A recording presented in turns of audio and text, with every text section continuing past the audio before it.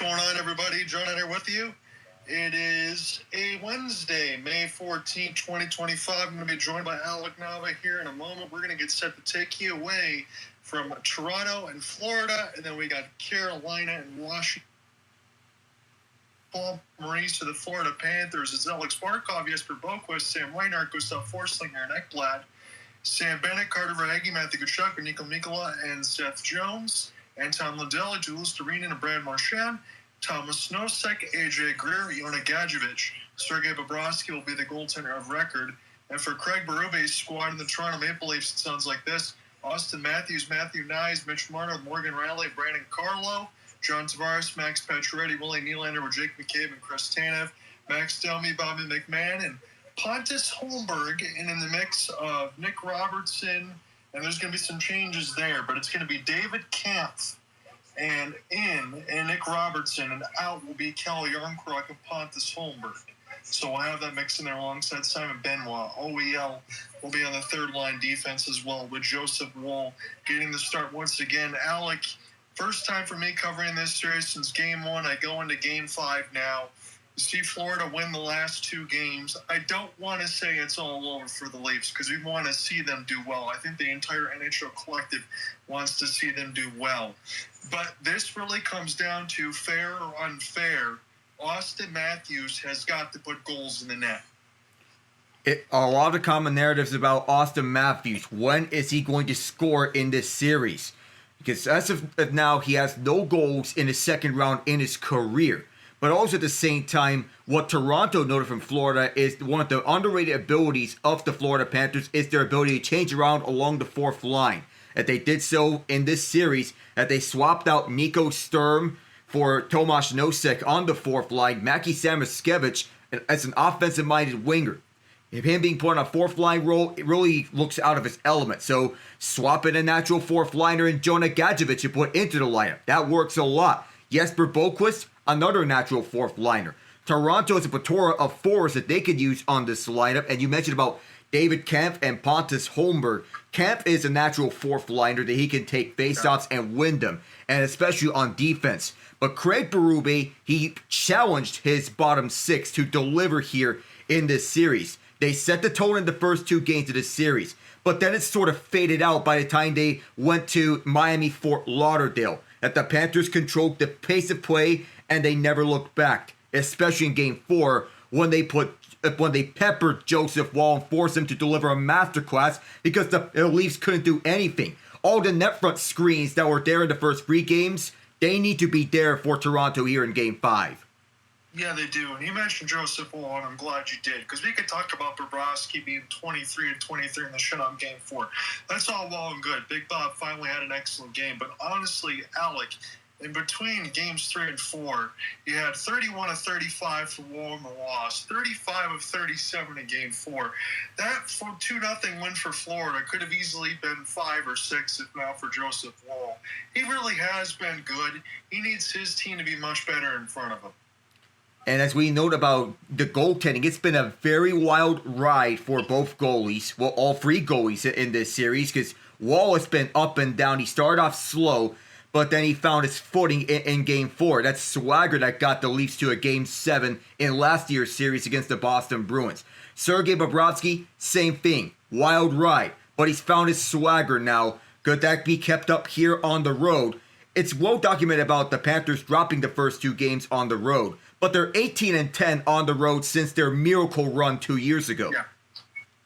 Yeah, there's a lot to be said about the Panthers. They're good anywhere. You know, they got punched in the mouth the first couple of games.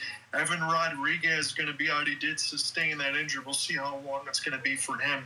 Alec, I think you should start this game, and then I'll close it out because I want you to close out tomorrow between Carolina and Washington. I know we're going to talk about that more in the intermission.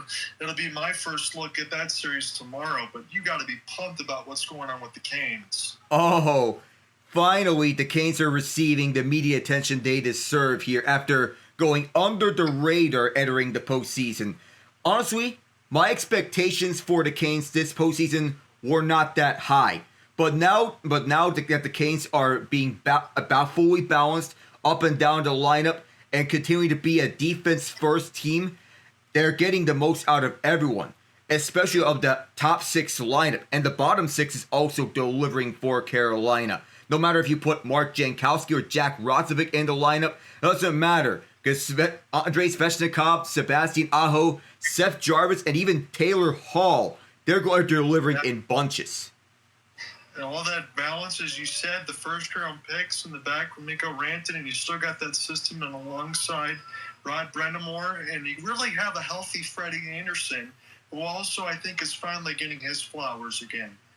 Could be a Conn Smythe favorite if Carolina makes it to the finals, but what needs to be thought about first is winning Game 5 and then winning the Eastern Conference Final. Yeah, we'll see what happens because they're going to be playing either Florida or Toronto. This Game 5 in the 2-2 series tie. Everything else is sitting at 3-1. Alec and I also on the intermission will be talking about the Finnish Mafia that is the Dallas Stars because it doesn't matter. You got Rantanen, Granlund, everybody's just throwing hats all over the place. I know Alec's going to get set to take this over here as we get through the anthems. It's a very pumped Scotiabank crowd, but I also will urge the crowd to do this. You cannot sit on your hands, regardless of what happens with the Leafs today. You better be loud and be into this. You can't be nervous. You can't. No need to think about past demons. You have to think about the present here. I know it's very easy to think about the past and all the past playoff disappointments, but that's in the past now. What you think about is the present. Play your style of hockey. Get to the net, set up screens, and take away Bobrovsky's eyes. Play what has worked in the first 3 games of this series. Don't be pressured by this Panther defense. Get to the net, set screens, and get a shot that takes in which Bobrovsky's eyes are not on the puck because he is blocked in front. Yeah, absolutely, Alec. We'll just parrot everything that you said there because we've seen a lot of pucks bounce off of things when you get to the front of the net. You get set to take it away, I'll back you up. I'll take the second. We'll figure things out. Let's have some fun with this in the Game 5. All right. This is the only one of the 4 series to not have a 3-1 series lead for any of the other series. But nonetheless, it is a fun one between Toronto and Florida. Much can be said about the winner of this series, possibly representing the East in the Stanley Cup Final. We have yet to see here, but for now it's Game 5 here. Toronto hosting Florida in this what is now best of 3. From right to left are the Leafs in the royal blue. On this chase down, Max Pacioretty got that one swatted away. Another chase down ensues, and the Panthers get to it first, where William Nylander has it poked away. Up the near side, pursuing it's Anton Lundell for Brad Marchand, and he could not stuff it home. Noted Leaf killer Marchand, tied for the 3rd most points all time against the Leafs in the playoffs as William Nylander picks it up off the block shot that came right in front of Joseph Woll. Panthers take it back up. Woll plays it out on for the near half boards for Morgan Rielly, and Seth Jones holds the right point. Matt Knies kept it along for Toronto. Nico Sturm, Mackie Samoskevich, the healthy scratches for the Cats, and Brandon Carlo get it back for Rielly. Carlo's yet to have a point in the postseason, but he's been reliable as a steady defensive defenseman. Matthews has yet to score here in the second round in his career. Whip around pass to McCabe, who comes on. Shot blocked in front by Jones, and here's Sam Reinhart leaning the other way. Reinhart gets cut off, and up the far half boards, Barkov holds it inside. Reinhart spits it to the left point for Nate Schmidt. Kulikov holds it opposite point. Kulikov will spin around and backhand it down deep. Chris Tanev was in the way. McCabe will restart. McCabe flipped it down, held inside by Reinhart. Around it goes as Woll will leave it for Tanev, who backhands it for McCabe. Toronto changes lines, and Florida does so too. The Tkachuk line out there for the Panthers, they've been a terrorizing force. And it's Scott Laughton who tries to drop one off, but can't do it. Calle Jarnkrok out, David Kemp is in for the first time in this postseason. Bounces inside as Kemp was chasing after it. Lorentz picks it up right behind. Simon Benoit right inside. Near corner, tried to center one, but it floats right behind. Oliver Ekman-Larsson was in the center of controversy in Game 4 when he injured Evan Rodrigues and knocked him out of the game. Rodrigues was practicing, but he is ruled day to day. Benoit will move it back for OEL. Former Cat, who spent last year on the third pairing next to Kulikov. Lorentz takes it inside. Kulikov will pick it up. OEL's replacement, Nate Schmidt, on the ice as this is deflected back inside by Toronto. Kulikov sticks it away from Max Domi, held inside by Riley. Threw one towards the boards, and that's blocked by Genge. And on this dump and chase, Wall will play this one out. Up to the far corner, and this whip around pass as one of the Cats fell down. Backhanded to keep by Kulikov, but it's intercepted by Riley and floated back to center. Bobby McMahon gets thrown down, and the Panthers pick it up on the near side. Nosek cut off. Gadjevich shot blocked by Riley in front. Riley with two Cats surrounding him. Carlo. Nosek held it inside. Nosek. Shot blocked by Greer right in front. Greer. That shot blocked as well. And the Leafs will pick it back up. Whereas Riley gets a feed from McMahon and then back. Bobby McMahon, who hasn't had a big impact so far in this series, but any one of these lines here could be a sleeping giant at any point. Pontus Holberg subbed out, Nick Robertson in. Up the far boards. Jones backhanded this one to Lundell. Third line out there for Florida. It'll be McCabe getting it first, but not before Marchand has to stay in it. Tavares also there. Tanev too. Chris Tanev, the former Calgary Flame, in a battle with Brad Marchand, and as Pacioretty tried to get it out, McCabe rushes in to help him out. Tanev couldn't handle it first, but he is helped out, and McCabe will start this up. Go to the near side, Pacioretty. Glove down by Bobrovsky, who plays this one out right by John Tavares. Up the far side, Reinhart will send this towards Wall, who will play this one out on his backhand. Through the far boards, collected by the Leafs. Low event games so far. We're past the 4-minute mark of elapsed time, and we have yet to have a goal here. Matthews, Kerwin drag, and there was a stick in the way. That seemed to be Seth Jones. Here's Reinhart, who will float this one by. Collected by Barkov, right circle, centering pass, and that got knocked away.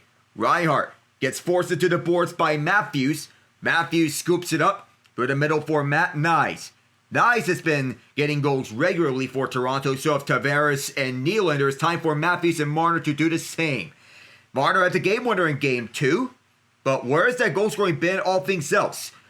Right at the back, it is Carlo, and that one played to the Toronto bench. Alec, as you said, the low event, I have to punch that button as well. We're almost 5 minutes expired. We do not have a shot on goal just yet, other than the puck that was bounced up off of Bobrovsky's glove that he had to awkwardly play. But these two teams still in the feeling out process. It feels much like that Toronto-Ottawa series where it was low event and both teams feel each other out defensively. That's what we're having right now. We'll see if anything ramps up here in this next set of 15. Tie up on the draw, so we'll have to do this over again. It's Kemp and Bennett. And Bennett wins it. Leafs trying to rush up on Tkachuk, who fires it, and there's the first shot on goal, which was stopped by Wall.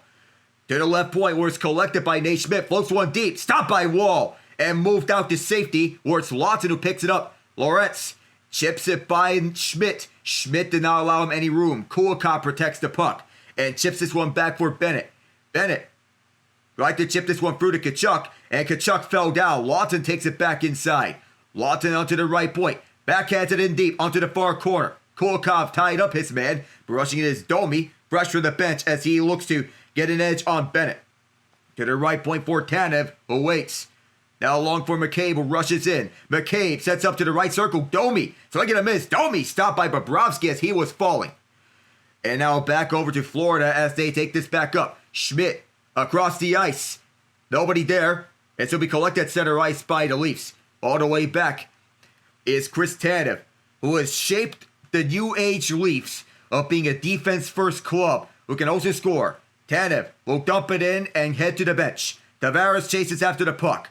To the far corner, Nylander arrives, tries to backhand one for Tavares. Nobody there as Jones was in his face. Pacioretty swoops in to take it back for Tavares. Tavares will look. Backhand one to the point. Benoit for OEL. OEL will send this in deep to the corner. Intended for Tavares, there was a Panther in the way, and Greer takes it all the way out. This will not be enough for an icing as Simon Benoit picks up at his own near corner. One shot apiece, and both teams and fans not happy at the fact that this was not an icing, and this bounces deep onto the Panther zone. Ice gets waved off. Forswing sends this over to the near side wall, where it is Marchand who gets this deep for Eetu Luostarinen. Shoved to the corner by Carlo. Kemp also arrives to box him out. Marchand and Lundell arrive for support.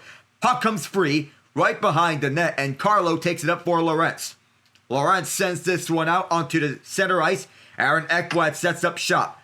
Up the right side, Los Arena waits along with it. Aaron Ekblad, the trailer. And this one up high off a block and out of play.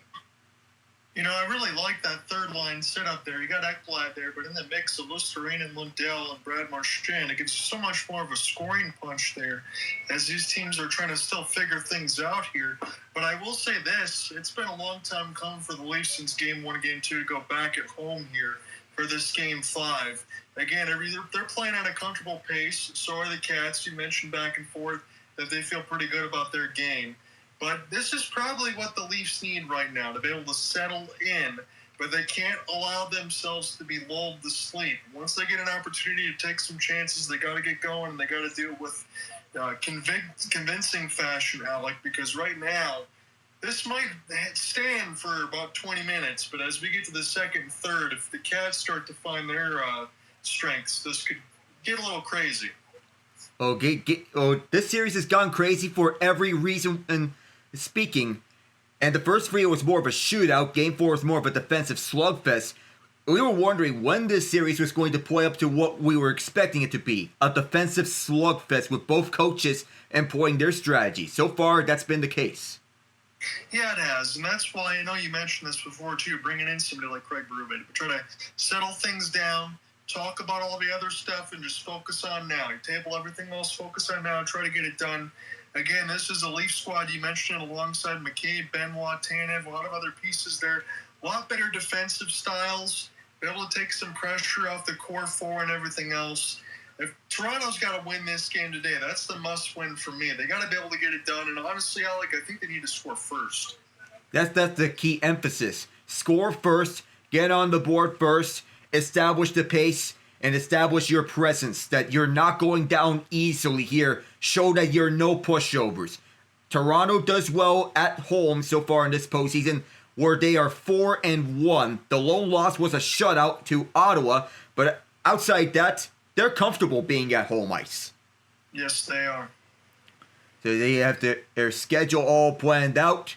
13:02 left in this first period as Joseph Woll left his face-off to his left, where Austin Matthews, still searching for his first goal this series and second round overall. He wins it back. Chris Tanev rushes up to it, gets it away, and the approaching Jesper Boqvist. Jones will arrive first to the puck. Ahead of the icing, Matt Knies shoves him away, but Jones stays with it. Jones up the gut for Mikkola, who fires this one around. Wall comes out of it. Will backhand it for Tanev. This is the most deployed defensive pairing, McCabe and Tanev, on the ice here right now. A defensive presence, 1-2 punch. Matthews gets boxed out by Mikkola. Will send it in deep onto the near corner for Knies. Knies gets shoved. Knies still keeping a hold of it. Knies pushed by Mikkola. Reinhart trying to poke it free. Several Leafs arrive for support. Matthews wants to take it away. Scooped up by Barkov, but Matthews is all over him. Comes free for Marner. Mitch Marner tries to go towards the point. Simon Benoit had it off his outreach stick. Reinhart pressures. And it's Barkov taking it up. Barkov. And here's a nifty pass here for a curl and drag. Verhaeghe stopped by Wall. That looked dangerous here into the near corner as Wall, he kept his composure. Here is Bennett scooping up. Bennett fires it. Wall with the stop. Onto the far side. Bennett picks up his own rebound. Back to the point. Set up pass for Verhaeghe. Right in front. Blocked. And it's out of play. You just mentioned alongside the defense there, Alec did a good job. I think Wall might have got a piece of that first shot from Verhaeghe, just off the glance of the glove and above the post and out. Yeah, he did. As Joseph Wall might have glanced up as a piece of it. Might have been off the post. Yes, it was off the crossbar for Verhaeghe, the franchise's all-time leader in playoff goals. Yeah, he's been absolutely crazy. Again, we always talk about it, too. It's hard to believe that he used to be a member of the Bolts. Yeah, and now he's thriving as a top 6 forward here on the Cats. And on the Bolts, he pretty much was buried into that very stacked lineup. 22 goals in the last 3 postseason, tied for second most with Leon Draisaitl up in the front. Wall with a kick stop. And at the near corner, Los Arena gets tied up as the Panthers are trying to establish the tone here early. Ekblad has his pocket picked. Here comes William Nylander for the first goal. Shut down by Big Bob as it goes behind the crease. Scoped up by the Panthers. And up the far side, here's Anton Lundell. Take it up. Lundell goes across the corner. Picked up by Riley as he sticks it away from Lundell. for Brandon Carlo. Most dangerous chance for the Leafs in this game when William Nylander pickpocketed Aaron Ekblad, who's a free agent after this year. And for all to talk about where he's going to go, the focus for Ekblad is on the now. Up the middle, as it's scooped up by Florida by Nosek, former Vegas Golden Knight and former Boston Bruin. On the near side, bounced off of A.J. Greer, the former Calgary Flame. Gadjevich, he too had a pocket picked, and now here's Toronto moving it up for the near side. Bobby McMann, sharp angle, knocked off a Schmidt's stick. Greer, with the puck still in play. Greer flips this one down, settled down by McCabe as he sticks it ahead. Picked back up by Jones up for the far side. Florida's back with this in the zone. Right off of Wall, as it was picked up by Nick Robertson. Robertson forced to the wall by Jesper Boqvist. Back into the lineup in the absence of Evan Rodrigues. Jones gets inside. Quick shot. Kick, save, Wall. And he'll cover it up with his glove. Man, you know, we talked about the first 5 minutes might have been a feeling out process. Holy cow, the next 5 have not been. The latest look that we're going to get is Max Domi got clipped in the face right toward trying to make a change. But that was a heck of a stop there by Bobrovsky. He made that look easy. Yeah, one-on-one. And it was no problem for him. And Bobrovsky still knows how to make the timely saves. Ooh, that's got to be unlucky for Domi, as it was just friendly fire from Bobby McMann. Ouch. Yeah, absolutely. That one got him right in the nose. Ooh, right onto the nose. Showing that playoff smile, he's got some missing chompers on the front teeth. Panthers win another face-off, and a quick shot from Seth Jones. Bounces right in front. Backhander. That made his way to Wall. Oliver Ekman-Larsson picks it up. And it's Marner. Mitch Marner will start up from his own end. Marner waits and will set up the near side. Benoit rushing after the puck with Seth Jones. And Jones just beat him out by a nose hair.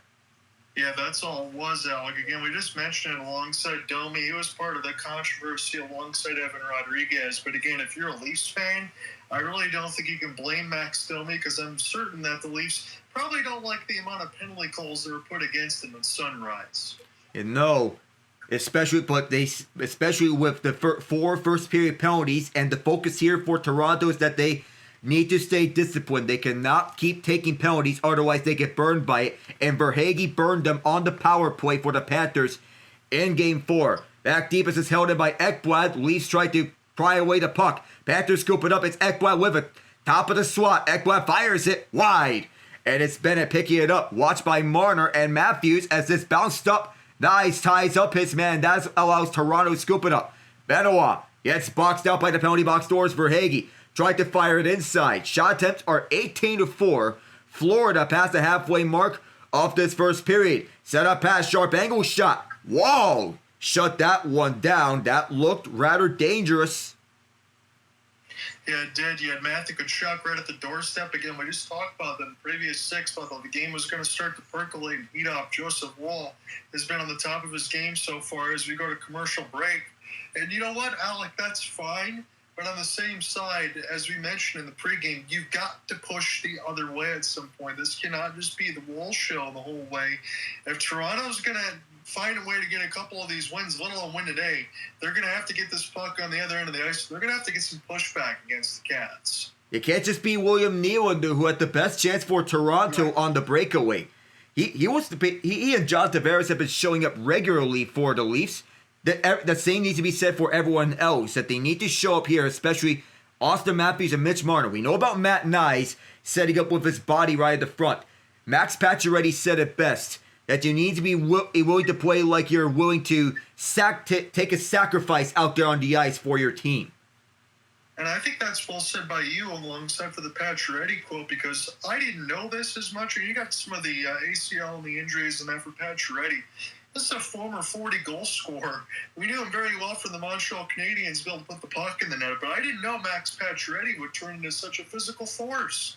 He still got the physicality, even with his speed being gone. The physicality is still there for Patches, no matter where he's at. Montreal, Vegas, or Toronto, he's having quite the ride. I know he is, and you're going to get some looks there alongside a Ray Ferraro breakdown for Austin Matthews, trying to slow his passes up at the line. Again, as Alex said, in the second round, 10 games played, no goals. 14 shots, 11 shots, 14 shot attempts so far in this series. No goals, as you said. Just 3 assists so far. And we've been wondering, when is he going to score? But also, when is this bottom 6 going to start showing up? Shot attempts 19-4 in favor of the Cats. Scoring chances are 4-1 Cats. The only scoring chance that the Leafs had was the William Nylander breakaway.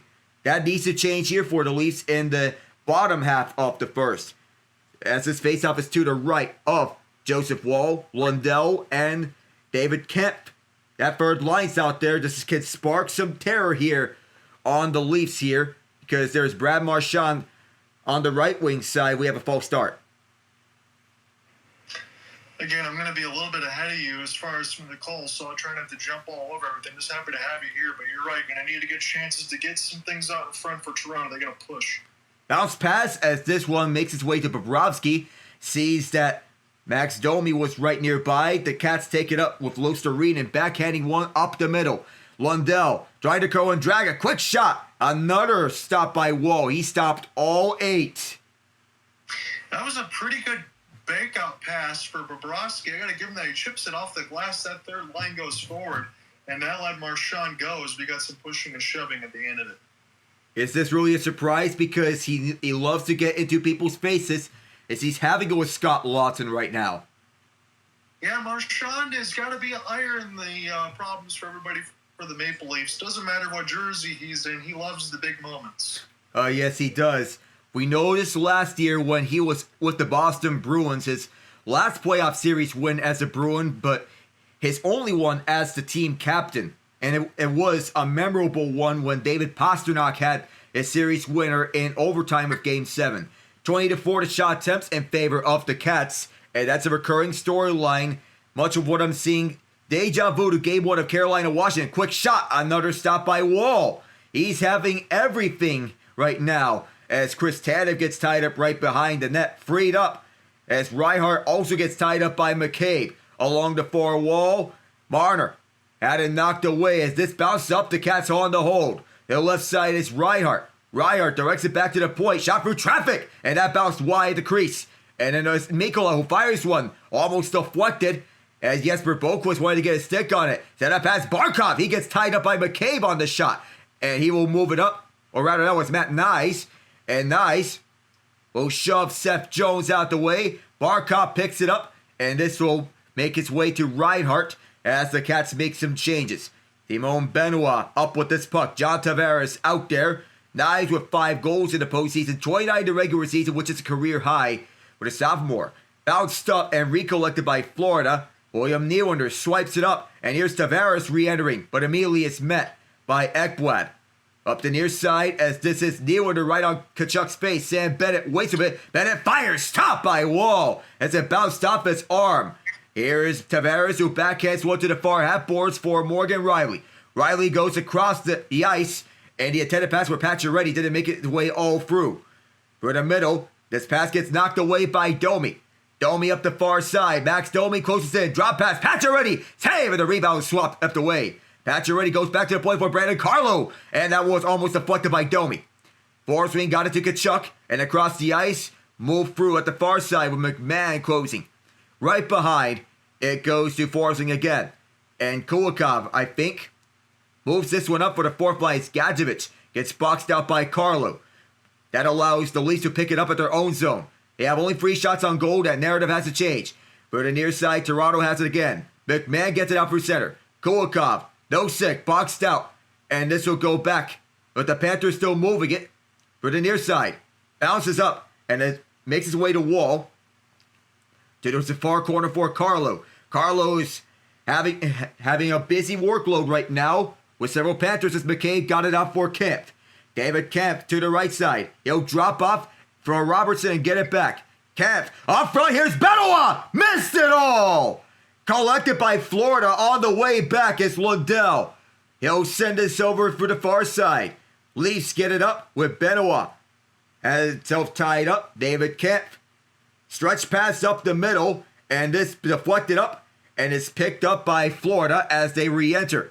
For the near corner, as Gadjevich got shoved out. Here's Seth Jones, sets up to the left side. Quick shot, and that one up high. Jones keeps it inside. Jones sways of it. No traffic.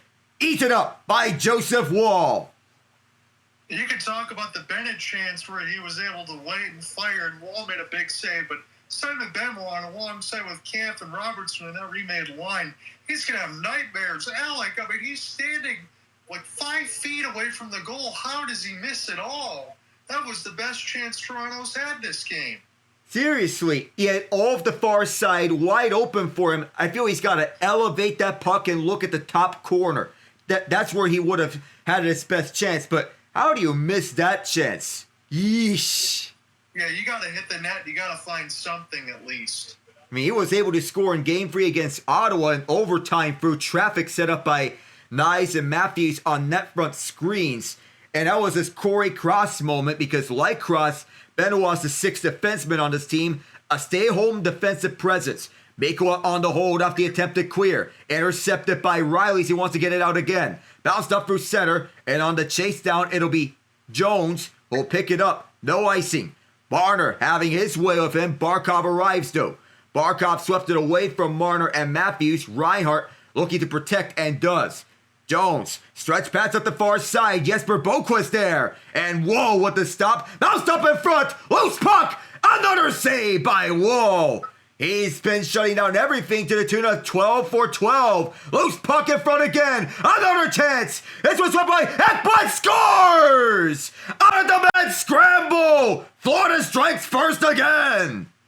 If you're Toronto, as this one bounces off of Reinhart, hand-eye for the first chance, goes off the defense of Morgan Riley. I'm seeing this just out of Alec here. Picked up now for Barkov, backhand toward the net. Another shovel off the turnaround as Verhaeghe settled it down for Ekblad, who fires it in. But Alec, if you're Toronto, that is 4 times you could have picked up the vulcanizer over in the middle of a slot to help out Woll. Woll stopped 3.5 of them more likely because one of them got deflected as well. Clean the puck out in front of the net, my goodness. You have to. You're getting surrounded by cats left and right, and you're getting eaten alive by cougars, no pun intended. And it's no surprise that Florida got the first goal out of this because Toronto was being pressured and they just can't move the puck up the ice. They need to prioritize that. And the Panthers, they get the first goal, and all of a sudden you feel like the familiarity of Leaf fans is resurfacing. And this one may be iced. It is. Yeah, as you get set for the icing, and I look at some of this stuff, I see 5 Maple Leafs in the next to the crease. That's from where it is. Ekblad's all alone to be able to shoot. But nobody's able to pick up the puck. And I don't know what you're expecting Joseph Woll to do the other way. He can't do any more. He can't. He's just stopping everything. And because he's surrounded by 4 or 5 Panthers all over the ice, he can only do so much. Not an all-star goaltender could be in the net, and he still would have allowed that goal because of the inability to clear. Up the far side, the Leafs will counter here. 3-on-2 as the order enters in. Saving the rebound was all the way to Verhaeghe at center ice. Sam Bennett and the Kachuk line re-enter back inside. Bennett holds, and that's kicked out. Stretch pass up the far side. Nylander takes it up himself, overskates the puck, and it's offside. When you look at this, you're going to be going to break. Boqvist was one of the first ones with his hands in the air after the cherry picked the other way. And I know we said this in the open. I'm not going to try to be one-sided narrative alongside to Toronto because we know that's the defending Stanley Cup champs on the other end. But you had 2 games to think about it, right? And you got punched in the mouth in the last one, especially out the shutout. If it wasn't for Joseph Woll, it would have been a lot worse.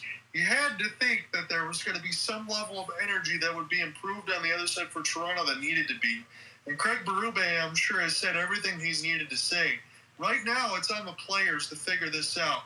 If they can get in the dressing room down 1-0, fine, so be it. But you better find another gear going into that second period, or this could get ugly. Yeah, you have to. Another gear is going to help a lot out here. And you need to unlock that. It has to be from someone. We've been waiting for Matthews and Marner here to show up here in this series. Where's the pushback coming from them? We know about Nylander. We know about Tavares. Even Pacioretty. Right. Yeah, and we can say the same thing. I know you agree in this, but I mean, the last 3-4 years, we've seen Joseph Woll in the net. I could never say anything disparaging about him because I think that there's been games, Alec, especially over that time when the Leafs had struggled in the postseason, that Joseph Woll is trying to drag his team back from the dead. It certainly looks like he's doing that in the first period. They're going to have to start pushing the other way as Emily Kaplan now interviews Paul Maurice. And they need to show that right now here at Toronto because of the absence of Anthony Stolarz. At least they've rotated backup goalies in the absence of Stolarz between Dennis Hildeby and Matt Murray, who were both called up from the Toronto Marlies to ride the Leafs taxi squad. But that's because of the injury to Stolarz. As the Panthers, they have been steady here early and consistently peppering shots at the net. It's crazy to think that they're the defending champions and they may be better than what they were last year. And Alec, that's part of it too. You'll be able to get Zeph Jones because of the Tkachuk injuries. Tkachuk's still playing hurt now, but the depth and everything else is good. They were happy to get Ekblad back in there alongside from the suspension, and I agree with you. Other than maybe not having Spencer Knight as the backup side of the goaltender, I do think this team was better than last year. Puck makes his way to Wall, and he'll cover up with Brad Marchand. As we mentioned before, Jesper Boqvist with his first point in his last 25 games. That's got to feel good for the former New Jersey Devil. He said they played just a minute 25 on the top line alongside them and has already drawn into the point sheet in this game. Already. And normally he's a fourth liner, and being on the top line is not his suited role. Normally you want to have someone like a Mackie Samoskevich or a Carter Verhaeghe on that top line, but because of Samoskevich being a healthy scratch, you can insert anyone on the top line. They thrive on that top line right next to Barkov and Reinhart. Yeah, they absolutely do. Florida has a lot of depth. And it's not limited to just this third line, as Domi's tossed out. Nick Robertson's going to take this faceoff. And Robertson steps in, wins the faceoff. Tanev got tied up, but helping him out is Robertson. Attempted clear onto the near half boards. Getting tied up was McMahon. Robertson skates it up, it bounced up, and Marchand loses it. And here is Domi, who sends it to the near corner as the Leafs make changes. Losterinen all the way back. Sets this one off for Kulikov. The fourth line back out there of Kemp, Lawton, and Lorentz. Panthers will move it up through the far side as this is bounced up onto the far half boards, fired from the red line. Wall slows it down, places to the far corner. It's moved up the ice, and the Leafs will see this one collected by Jones as he beats out Scott Lawton to the puck. A stick on the puck is fired inside by the Cats. It'll be Oliver Ekman-Larsson rushing to this as Nosek can't get it. Camp can, though. Camp will send this one off. There was a skate there. OEL will restart. Benoit. Simon Benoit had the closest chance to getting the opening goal for the Leafs, and Mikkola gets bumped by Lawton to right all the way down for Toronto. Morgan Riley back out there, Brandon Carlo. 4 goals allowed off the rush in the first 2 games by the Cats. None ever since.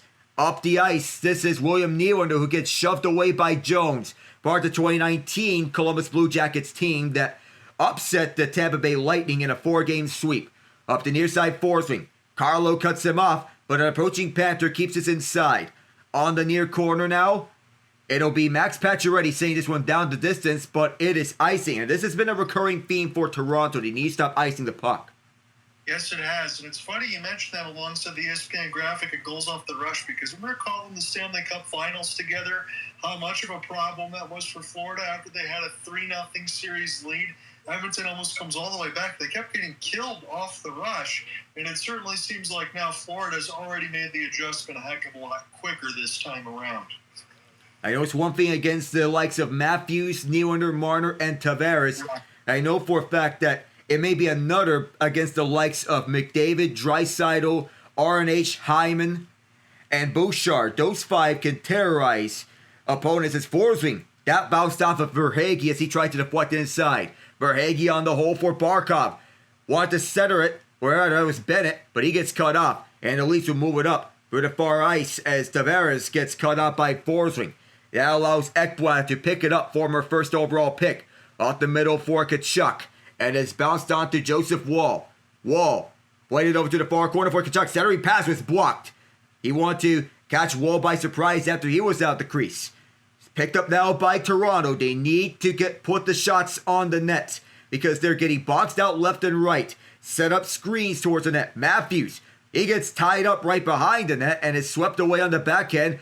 Glove down by McCabe. McCabe spins around, gets it down deep for Matthews. Shoved by Mikkola, the former St. Louis Blue. Verhaeghe there. Bounced on to Jones. And Jones moved it up for the near side. It is Lundell. Lundell fires it deep. Marchand's the first one at the far quarter. Tied up by OEL. Bounced off Benoit. Loose at the swat. And there might be a penalty here. Yes, there is. Toronto's going to the power play. Yeah, it's going to be a tripping call as Marchand and Marner end up exchanging some words. We'll get that officially from the Zebra right at 1:43. So Toronto, they don't score now. They'll get some carryover time. Alec, I'd like to mention whether or not one of these ones are must scores. Look at it now with Lundell as he's trying to get this bouncing puck. He just got a piece of Marner's skates. Maybe Marner went down a little bit too easy, but that was point blank right in front of the referee. That's a penalty. Yeah, Kelly Sutherland saw front and queer. And Craig Berube still having a stoic expression as Lundell. He was trying to go after the bouncing puck, but unfortunately it was a swing and a miss, and he ended up getting Marner's skates. And Alec, I want to mention this before you take over. It's a 5-forward line on the power play side for Toronto that they've been running on their top line. That's what they utilize the most, a 5-forward power play unit. That is, I've seen this since they played against in the Ottawa series, that they've been running a 5-4 power play unit. They bumped Morgan Riley to the second power play unit, and this 5-4 power play is delivered at times, but you want to know how long this can be sustained, the 5-4 power play. This bounced onto Austin Matthews, fires his one, deflected up by Knies, and this will be cleared out as Bobrovsky made the stop, just his 5th save of this game. Marner starts up, he's been the de facto power play quarterback, 2 of 15 with 18 shots in this series, despite converting a 25% rate. That's how good the Panther PK's been. Tavares gets it back all the way for Marner. Marner slides it back for Tavares. Tavares gets closed off at the far boards by Barkov. Matthews wanted to go rink wide, and here's a 2-on-1 rush. Nylander tried to stick lift on Reinhart. Reinhart, good poke check by Marner to get this out of the way. The Panther PK's killed 29 of 33 this postseason. Both the power play goals they allowed in the Tampa series were to Jake Gensel. Max Domi for Matt Knies. Domi out there as the 5th forward on this unit now as Tavares gets tied up at the far boards. Moved out onto the right side as Marner. Deep shot, missed it. Knies the rebound. Oh, that came close. Right behind the net as Knies pried it free. Knies, Bobrovsky's stick was there. Knies for Tavares, and now it's Matthews. Marner sets up across the ice for Domi. And now Marner one more time. Domi all the way back. Domi cycles it for Matthews. Matthews back for Domi. Had to stick it away. That was Jones' stick. 17 seconds in the period. And Knies wanted to poke it free. Losterinen wanted to get it for Nosek. Losterinen kept it away. And this will be cleared down the ice. Joseph Woe set things up. And that will run out the rest of the first period as Morgan Riley touches up. Aaron Ekblad, the only goal of the opening frame. And John, we've been wondering where are the Leafs going to get their offense?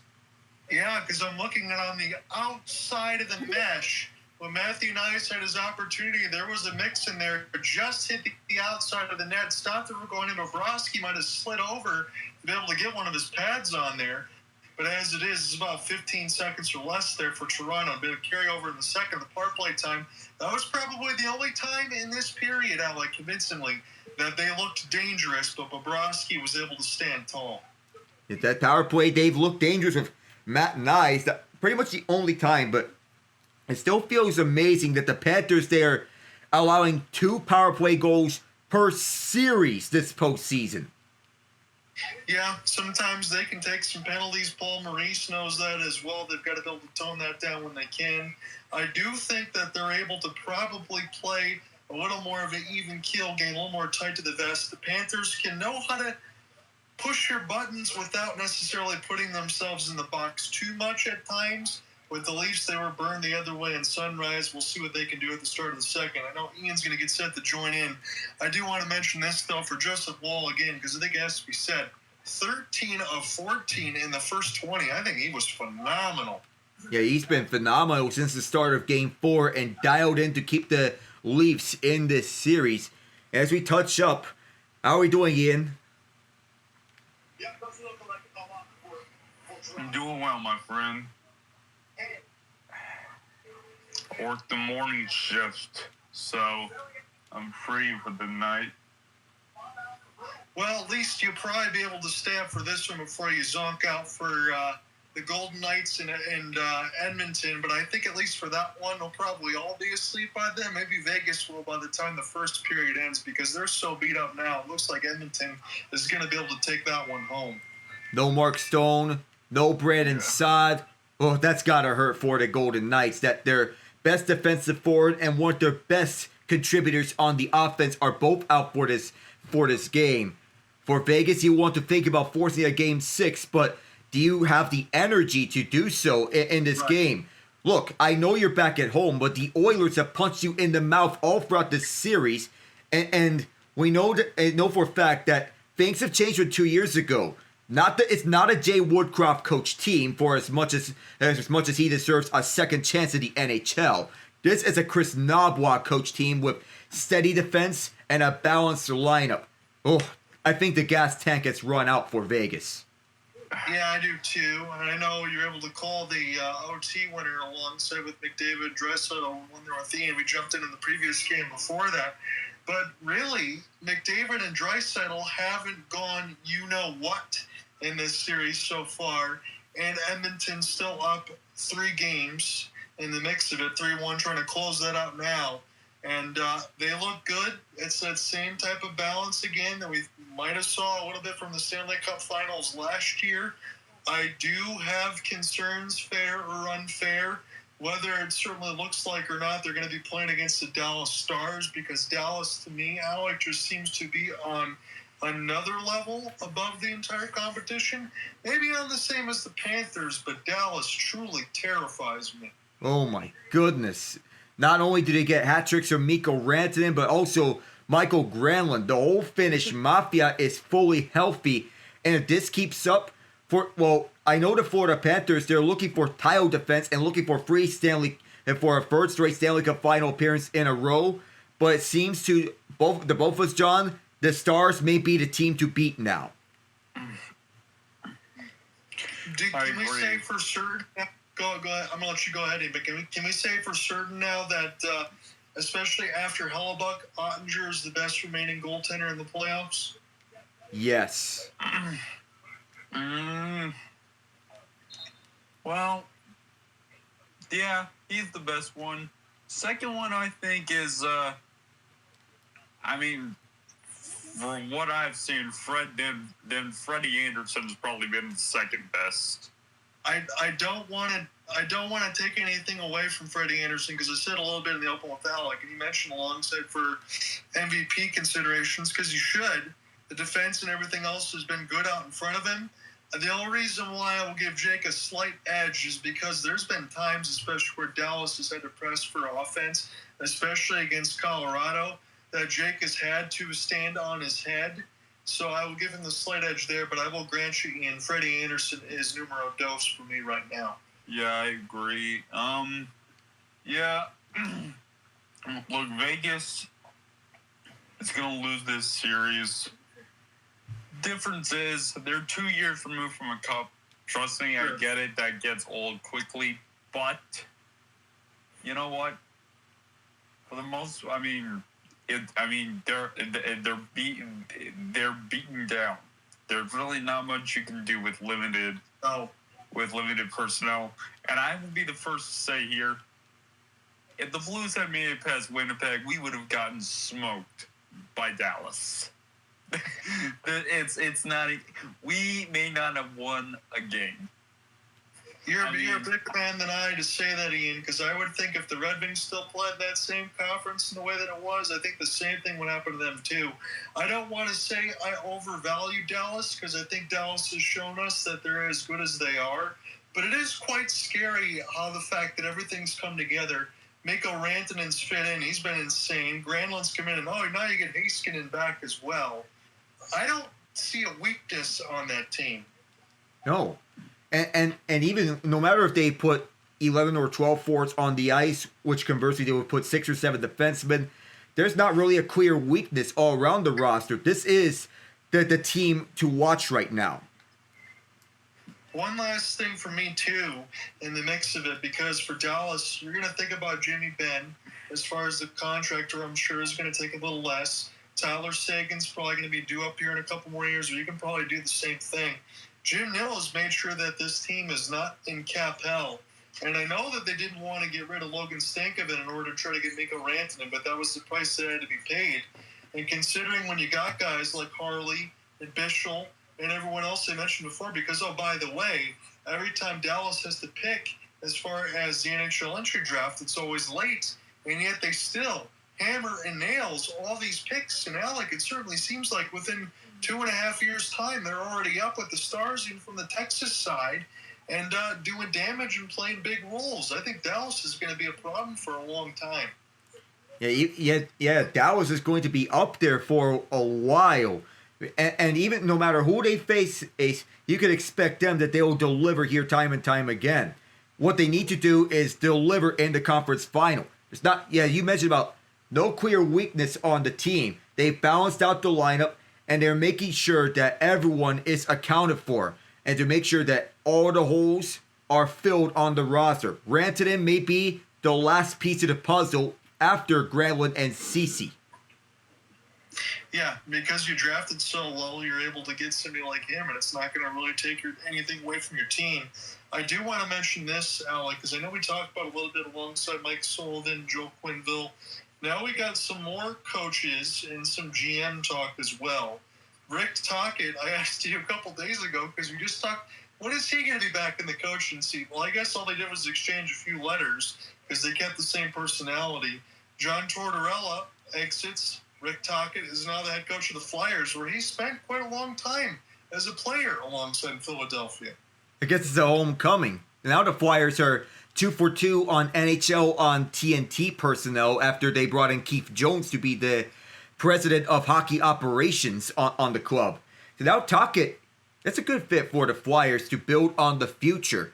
This is a promising young team that has the pieces to deliver in the future. What they need to have is goaltending, because when you look at goaltending, it was a nightmare for Flyers goalies. Samuel Ersson, Ivan Fedotov, oof.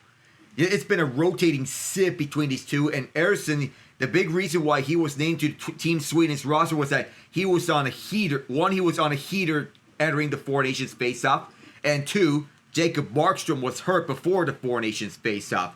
So both things were true. But we need to see who among the Flyers netminders is going to emerge. We believe it's Fedotov, but nothing's for certain yet. No, it's not. They still got a lot of work to do. I think in the mix of everything else, they're trying to still figure that out as they're showing Evander Kane coming out of the limousine, as they're going to be playing in Sin City about another 2 hours from now. But the other one for me, because I honestly didn't think Rick Tocchet did a bad job in Vancouver. That was everything else alongside with Alvin and Rutherford and the former GM stuff and all the other trades and Elias Pettersson. There was a lot that was going into it. I think Tocchet had a lot on his plate. But now Adam Foote of the former Avalanche fame is now the bench boss of the Canucks. Who would have known that a legendary defenseman is now the head coach of a team, and now he's inheriting a club that wants to keep that same defensive presence. Defense was not the issue for Vancouver. It did falter off a little bit by the tail end, but defense wasn't much of the issue. Quinn Hughes, of course, is the backbone of the team. You still have a team that has Philip Hronek and some building blocks to have, like Marcus Pettersson, another defenseman that can learn from the reins of Foote. But what I want to wonder about Vancouver is the opposite of what I'm wondering about Philadelphia. Where is goals going to come from? And what is going to happen with Brock Besser? What is going to happen with the forward core overall? Because you have a boatload of free agents that we're not sure if they're going to stay or go here. The big question mark being Besser. But I like the hiring, and I like the continuity of the system. Yeah, again, we talked about Vancouver a little bit alongside with Ian as well in the mix of they've had great players. You had Jacob Markstrom in the mix that he lacked. Some other goaltenders. You had Roberto Luongo. There's a lot of other things in the mix of Bure and players come and go, and yet somehow they don't seem to find success, but then sometimes they're close, sometimes they're not. It's got to be maddening a little bit to be a Canucks fan here and there, but I still think they got some talent. We'll see if Adam Foote can do that. And then just one last thing for me, and maybe I'm sour on this because it's been a few more years. Ken Holland still finding a way to get back in the NHL. Rob Blake is out for the Kings. Ken Holland is in. All I will tell Kings fans is this.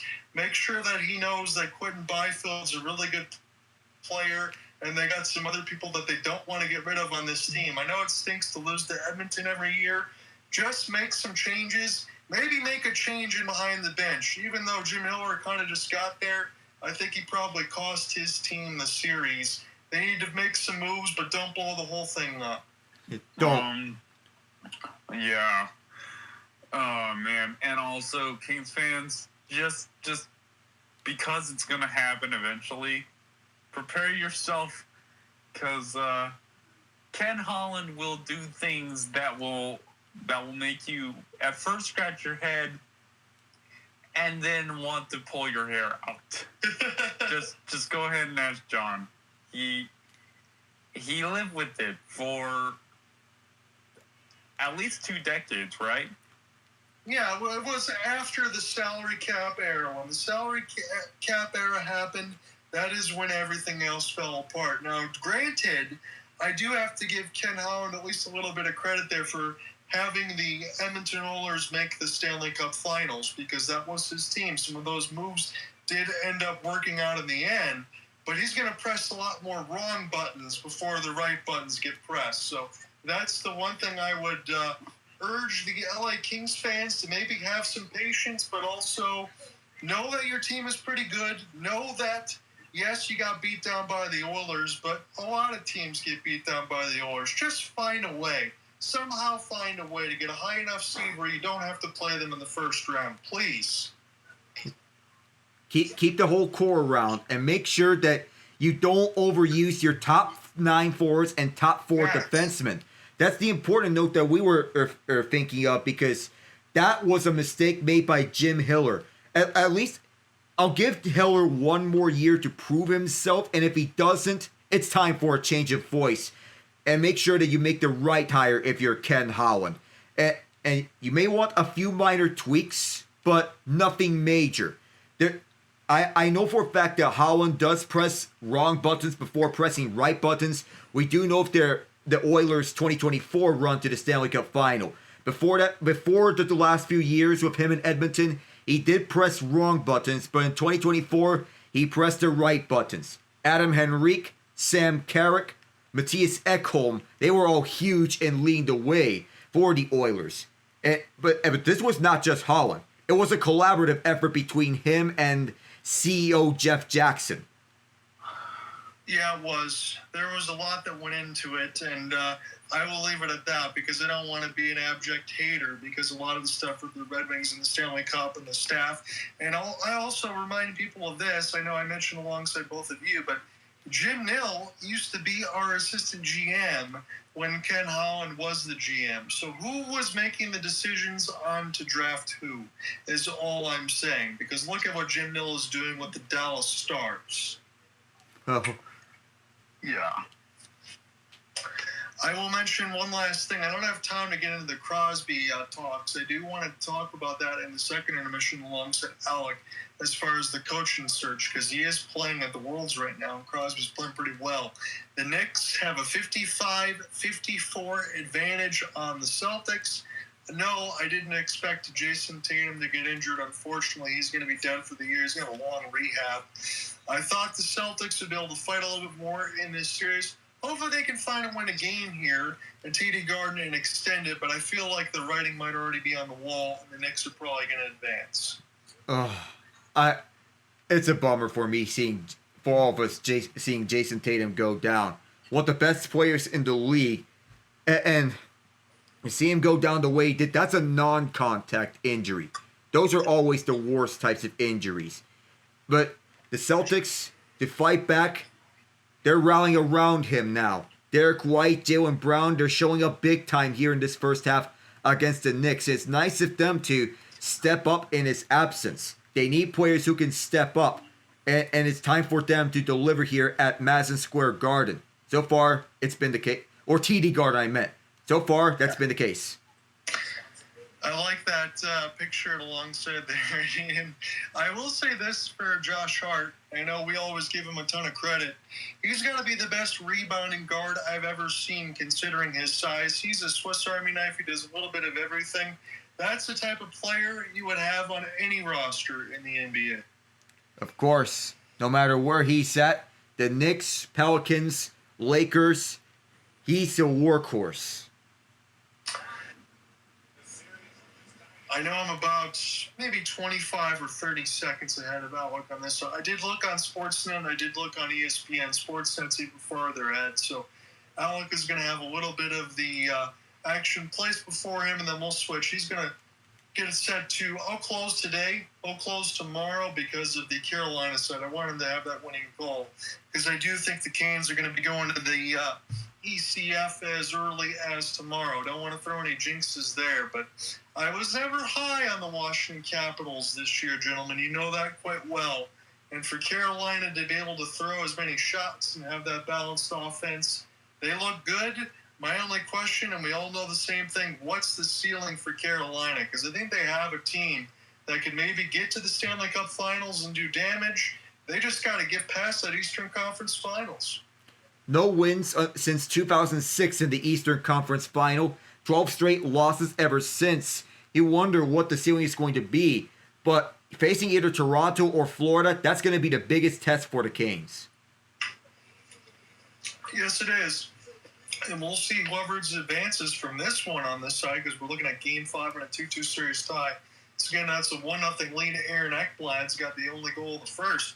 But in between Bobrovsky and Wall, especially Wall on the back end side, but Bobrovsky over the last couple in this game in a period, been pretty good.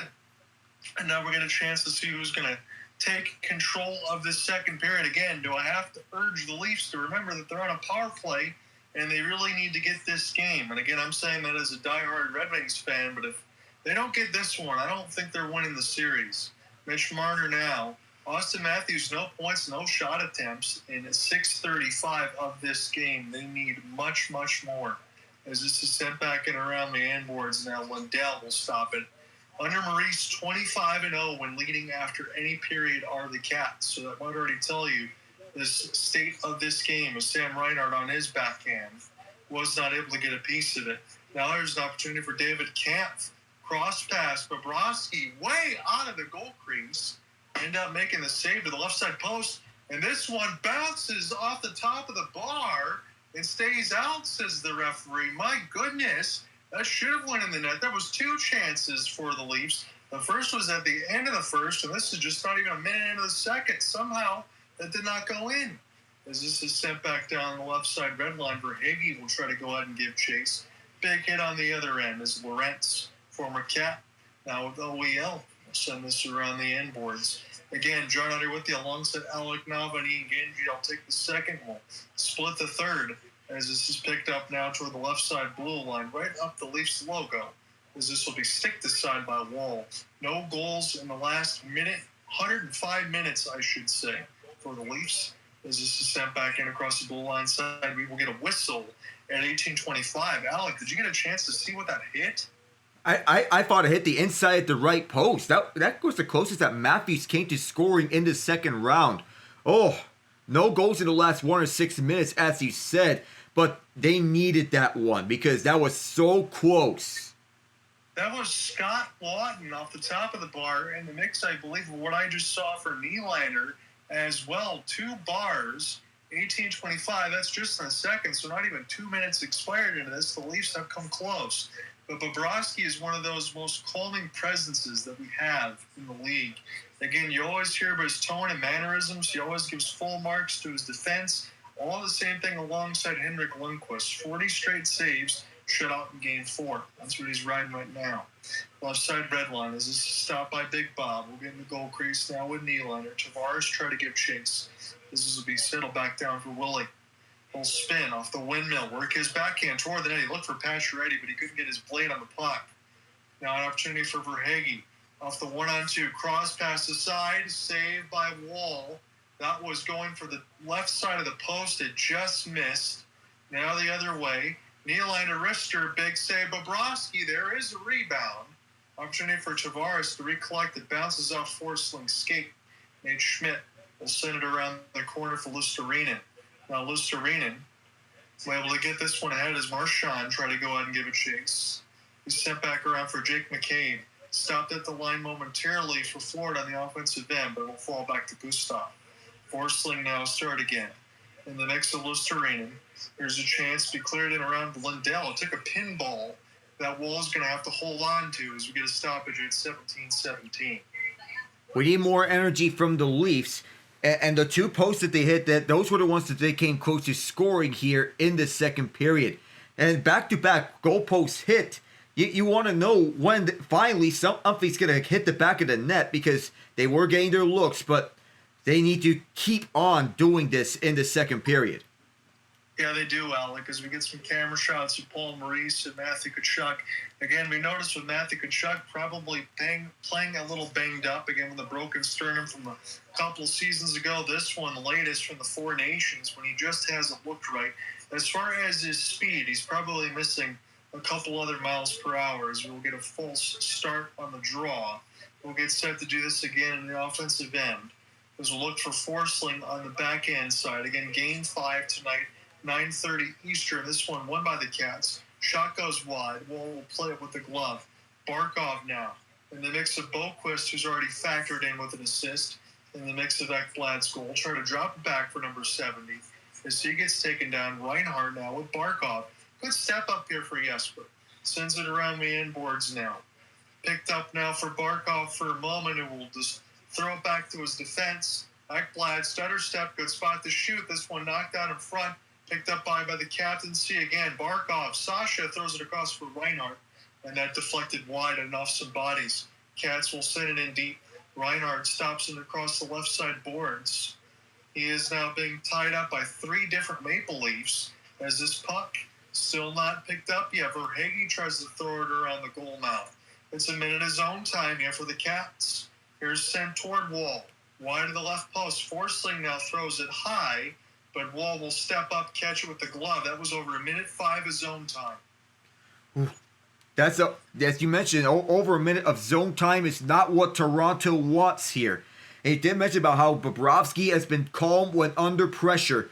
That's been proven in the last year, shedding those past demons finally at last over the last two postseasons. Florida's been buzzing so far. Yeah, they have. This is a period start that Toronto did not want. Again, they only had about 15 seconds of carryover time. They're showing Matthews again, as Alec and I mentioned, no shot attempts. He's only about 7.5 minutes of TOI right now as we get another full start on the draw. But when I look at this alongside for Toronto, and I'll look at Austin Matthews again, about 7:56, 9 shifts. He's been a ghost here at this point. Tkachuk throws it on, 5-hole save by Wall. And now we will get some pushing and shoving and alongside with Tkachuk, but nothing more. You know, he's one or two pests out there onto the ice. We know about Marchand, but also Tkachuk. And the dilemma here about Flames fans here is that you know you want to root for your former players, but you also want a higher draft pick. Yes, you do. And Calgary did not necessarily get the draft lot, did they, Alec? I think they're going to be about picking 16th. But they do have Dustin Wolf as their back end side. And that team's pretty good alongside Greg Conroy.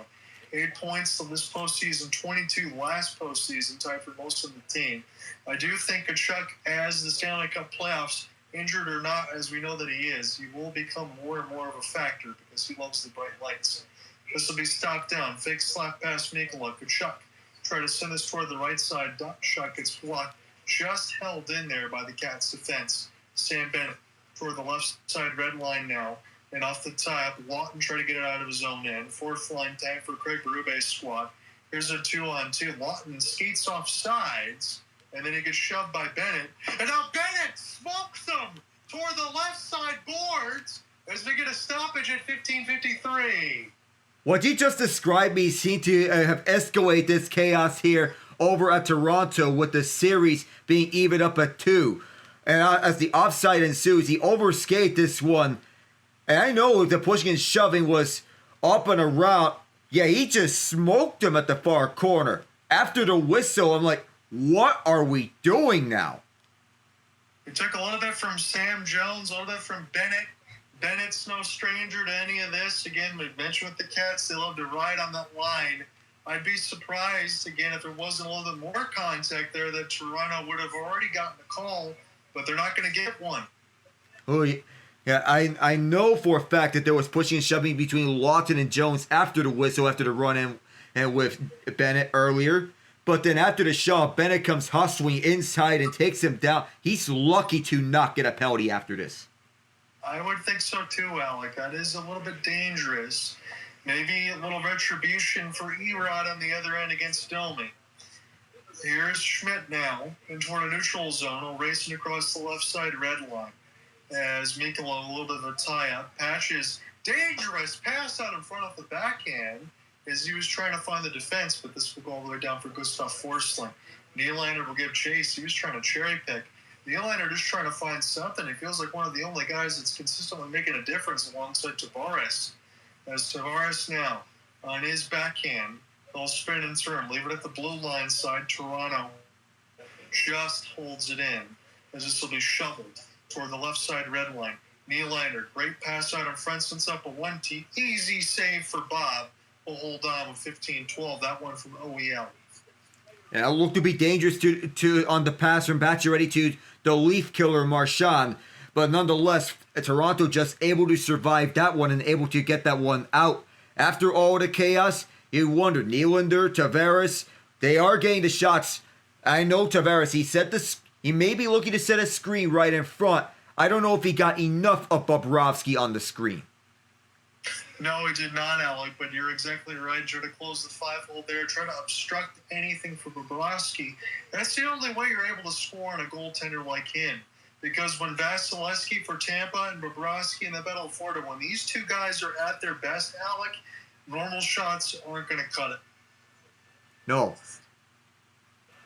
17-9 still on the shot board. Barkov now will get a chance to enter here against Austin Matthews. This one off the top, won by number 34. Got to Chris Tanev. He'll play this one side to side. Matthews on his backhand. He tried to shovel and put a backhand out, but a stick got in the lane as Boqvist knocks it down. Toronto's going to start on their own, and again, they're at home. This is the return from games 3 and 4. It's a 2-2 series tie, but Toronto really needed this first goal, and Aaron Ekblad was the one that got it for the Cats. Picked up now for Boqvist. Again, Barkov, they're showing 2-time Selke Trophy Award winner. Fake the slap pass. And an easy glove save for Bobrovsky. No screen from the point from Jake McCabe. Now, Toronto, they are getting faceoffs from Austin Matthews. He's one of the best faceoff men in the league. We need to know still. We're wondering about goal scoring. Bobrovsky's making key saves, but most of the saves that he made in Game 4 were ones where he had visible lines of sight. Florida's forcing them all the way back. You need to get bodies towards the front. And Jake McCabe at the initial shot, that works best when you have someone deflecting it. Yeah, and again, it wasn't there, as you said. 3 of the 4 dangerous scoring chances in this game. Willie Nylander, 0 for 3 for breakaways in the postseason. He had 7 in the regular season, but I don't know how much blame you can put on Nylander, because again, between him and Tavares, as I mentioned, those are the guys that I usually see consistently score, even when Toronto has been struggling. This is played in at the right side post. Ekman-Larsson now with some shoves in alongside Riley, and Ekman-Larsson with a punch to the face of AJ Greer. He's trying to sell it in front of the referee, but the refs are going to have none of it. 14-20 is the latest stoppage. Well, now out that the chaos is brewing up, we know about the Bennett is shoving a match with Scott Lawton. And whenever there's shoving here, of course, a glove punch from Oliver Ekman-Larsson. You do not want that for Toronto. You need to stay on your game and don't let the emotions boil over you. Of course, that's going to be a penalty 10 times out of 10. Again, the refs are very calm here because they could have taken a penalty for Bennett. They could have taken a penalty for Ekman-Larsson. They did not.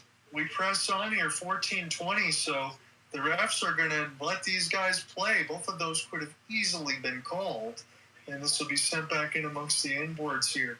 But Alec had mentioned this alongside for Florida. I know Toronto is a heck of a lot more physical, and this should be a much more competitive series, as we've already had Game 5. Again, Toronto's not going to get eliminated today.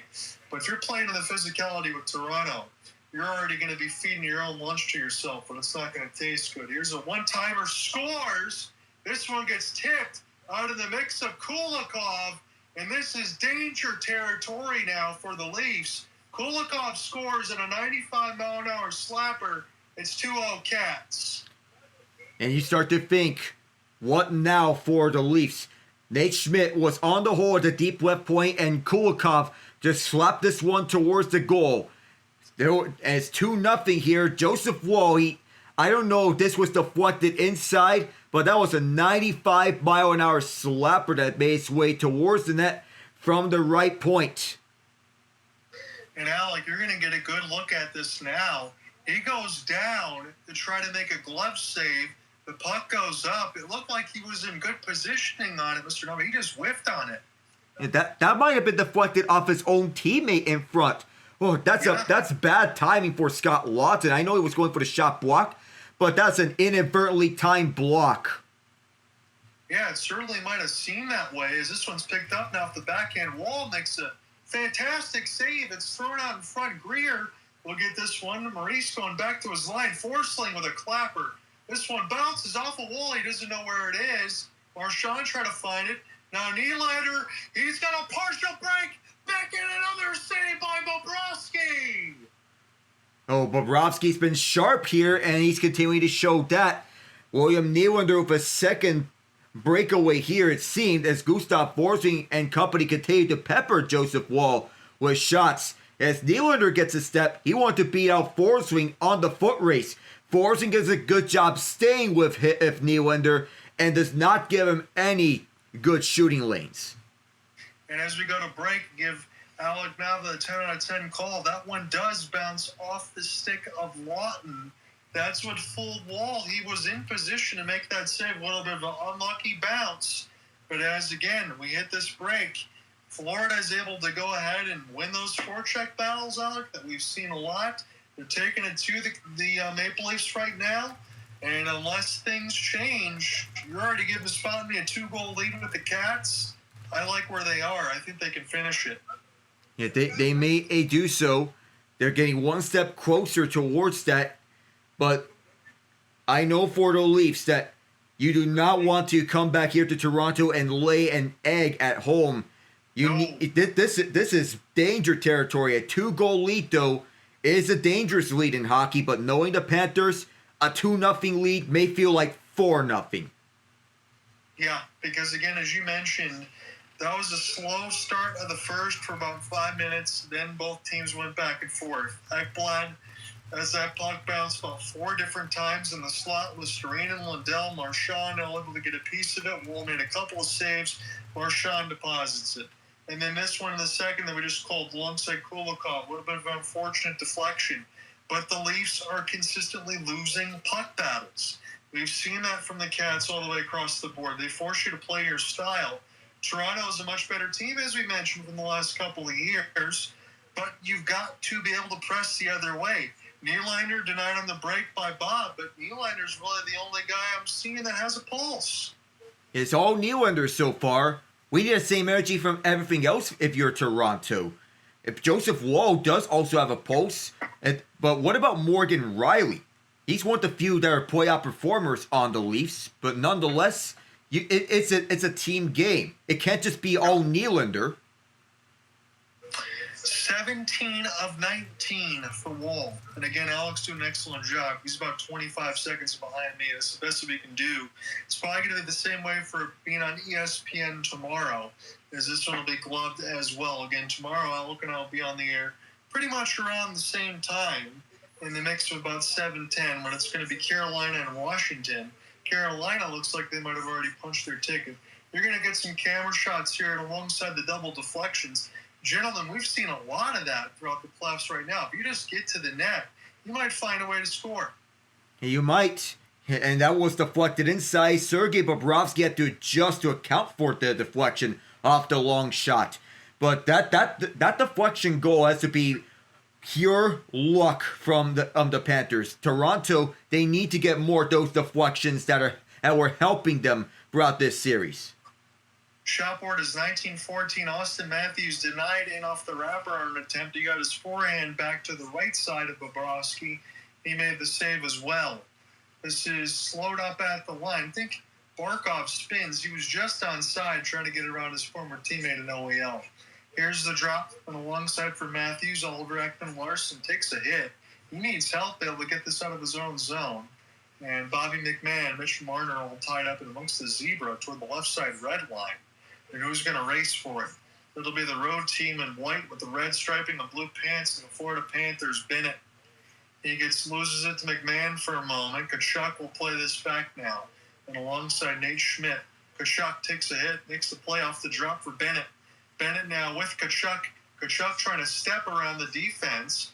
Benoit, they'll get it back, but then gets Sticklet to Forsling with a chop in the corner. Keeps it alive now for Chuck E. Cheese. Matty will try to get this around centered and out in front, and this will be knocked away by the Leafs. We'll try to press Domi's pass. A little bit too far ahead for Nick Robertson. This will be settled back down now for Marchand. Gets a stick on it. Shoulder to the left side red line. Across center. Wall will slow it down. Again, Joseph Wall has done everything that he's supposed to do. And even if they did have Anthony Stolarz, I would be pressed to believe that the game would still be the same result because he can't do any more than he's already doing. Listerinen now for Tanev as this goes back into the corner. Left side near the dot, it's McCabe. Gets it back to Chris Tanev, again, the former Flame. Mixing around the inboards, this is to be knocked away. And this will be shot up and out of play from a long distance. We'll get a stoppage at 11:04. Well, Toronto's getting tied up left and right. They are holding their own defensively, but you can only play so much defense until it breaks your back. Chris Tanev is the emphasis of the defensive turnaround here in Toronto, but they need more on the goal-scoring side. I sound like a broken record doing this, but the same point needs to be emphasized again. The pass a little too far from Max Domi to Nick Robertson on the 2-on-1. There's no knowing how that would go because you got a Sergei Bobrovsky who's dialed in. Yeah, and again, you mentioned it alongside for Nick Robertson doesn't always draw into the lineup, Alec, and I'm not going to make robo comparisons for the older brother or whatnot, but Nick Robertson does have a scoring propensity. David Kampf is able to score and play a little more defense. So I understand what Toronto's trying to do because they just got to find answers from somewhere. I know it's going to come from the core four, as you mentioned, and it does sound like a broken record, but it really is the lead there because it's been the Joseph Wall experience. That's the only reason why it's only 2-0. This one will go wide and off the pad. Picked up now and behind the inboards for A.J. Greer, another former Flame, as this will be sent the other way. Willie Nylander off the drop. Tavares finds the entry. Very patient here. Slows it off the 5-hole, and Bobrovsky will leapfrog it near the left side red line as Greer trying to get a piece of the Toronto backhand defense as we get a whistle. And so far, this new look fourth line's been thriving here for Paul Maurice's squad. A.J. Greer, Tomasz Nosek, and Jonah Gadjevich. I did mention about the Panthers being able to swap out their fourth liners and get new faces onto it. Between these three, Nico Sturm and Jesper Boqvist is on the top line. That's an underrated part of the Panthers. You get fresh faces on the fourth line, and they're not tired. Yeah, now, like as you said, you can mix and match those lines alongside Paul Maurice. It really doesn't matter who they bring in. They all fit the system so beautifully, don't they? Yeah, they do. Heavy hitting and even stout defensive play. Reinhart will take this D-zone draw against 34. Austin Matthews will win this one clean. He picked it up toward the left side, down off the drop for Riley. Here's Marner through the screen. Austin Matthews was there, but Bobrovsky stopped it with the stick. As this will be gloved down. Panthers able to escape out of their own end, racing across the right wing off the chip and chase. Carter Verhaeghe gets his own. As Barkov now will shovel it in the corner. Mitch Marner try to slow it down. That's a backhanded windmill pass. It's picked off. It's 3-on-2 for the Cats. Cross pass Oh my goodness, what a stop by Joseph Woll. Oh, I thought he had it, but it went underneath it. I think the Cats do score. My confusion, apologies. It is 3-0 Cats. I thought Woll had it, but it is Boqvist. He's got a goal and an assist. Ooh, a goal and assist now as the Cats catch the Leafs right on the other way through the rush. Oh, I too thought that was initially going to be a stop by Joseph Woll, but it went upstairs, and we mentioned about how any one of these Cats, they can thrive on this top line, and they make them so, and they can be thriving on this on this top line as well in turn. No Evan Rodrigues? Well, his absence is a rallying cry with Jesper Boqvist, the guy he replaces. He scores here. Top shelf. So let's look at that play about 15 seconds ago, Alec. Mitch Marner, I mean, that was a backhand that was going 70 miles an hour. You can't cough the puck up right in the middle of the ice. It leads to a 3-on-2 and bang cross pass. It's in the back of the net. Yeah, cross pass right out the front off the intercept, and you're still, and now it's wondering that it's the same case. It's going to play out again. The Panthers, they woke up, spotted the Leafs at a 2-0 series lead. How was about that for Boqvist's first career playoff goal? That was excellent work, and you know what's going to get even worse? Max Domi. He's going to get busted. He's put in the penalty box for a little bit of a hit on Tkachuk, I think with a stick. Oh, and this is what Tkachuk loves to do. This is what he wants. He wants you to get right onto his head. It's a slashing penalty, and you cannot take retaliatory penalties like this as Domi's trying to plead his case. I don't believe there's going to be an argument there. It's a Panther power play, but this is what the Panthers want. Well, we can say it as plain as day. It's 3-0. I felt confident with 2-0. 3-0, I'm 100% confident. I don't see pushback from the Leafs that we need to see. I know we've talked about this. Hell, we don't have Owen in here in the mix of it because I'm sure I already know how he's feeling. But to lay an egg at this point, can't do that. We knew that Florida already felt pretty good winning 2 games. Again, they got punched in the mouth in Toronto at the beginning, but no problem. It's still the Panthers. That Marchand goal gives them life. They get to shut out the next time. Now they are just absolutely dominating, and it looks like Toronto's got no answers. There's no pushback at all. The only pushback we've seen is William Nylander. Where's that from everyone else? That's one of the situations when you always ask me about the core 4. I know we've had plenty of conversations. If there was anyone I would keep, I know Steve Dangle's probably not keeping any of them. He wants it all blown up. Honestly, Alec, I would keep Willie Nylander. I would fire everyone else into the moon. Yeah, Nylander must keep. Well, I would think Tavares, hometown discount for him. Matthews, that's an even bigger complication because he is your electric goal scorer, at least in the regular season. He wins faceoffs, but they don't pay you to win faceoffs and be a defensive monster. They pay you to score goals here. Marner, I think he may be the odd man out here. And I wonder here, if this is an off-season where if Marner leaves, does this create a scenario of Bryce Harper leaves the national situation to free up cap space to make the necessary moves? It might, because again, when you think about Marner, there was the rumor and alongside for the deadline that the Leafs were trying to get Mikko Rantanen, and they were going to use Marner to do so. So if I'm Mitch, I'm not using any contract leverage and giving it to Toronto.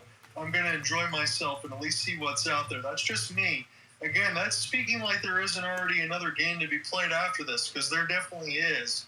But I don't see them going into Florida and finding a way to win. Not from what I'm seeing right now. Here's Jones. Picked up for Verhaeghe off the cross. Good block out in front by Tanev. He saved a goal. Otherwise, that would have been punched in.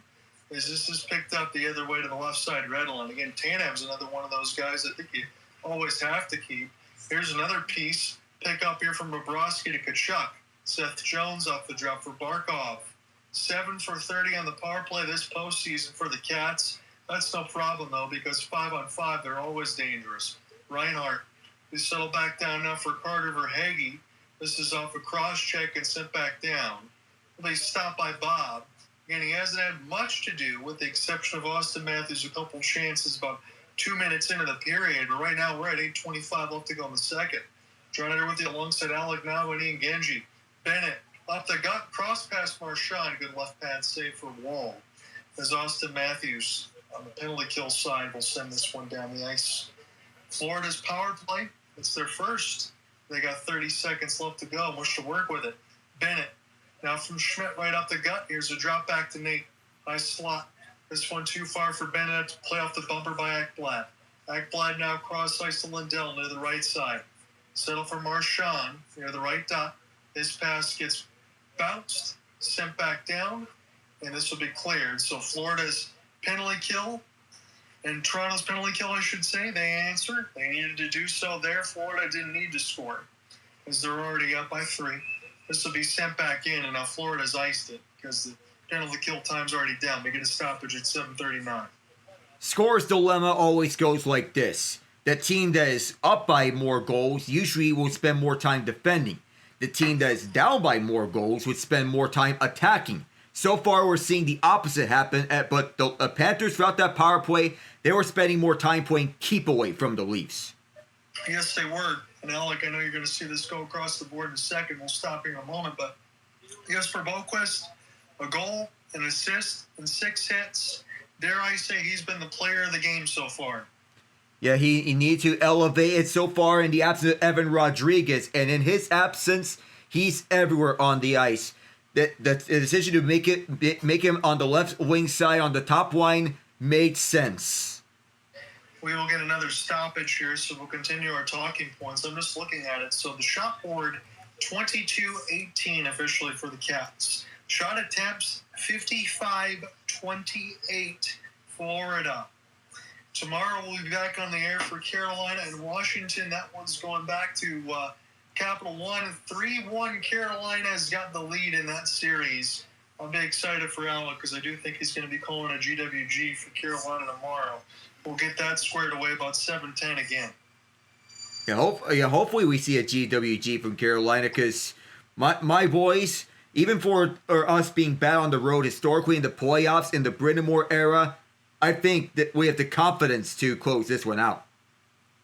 I do too, Alec. I think that's going to be a lot of fun tomorrow. At least I think Carolina is going to find a way to win this series, even if they don't win tomorrow. I don't see them blowing a 3-1 series lead, not the slightest.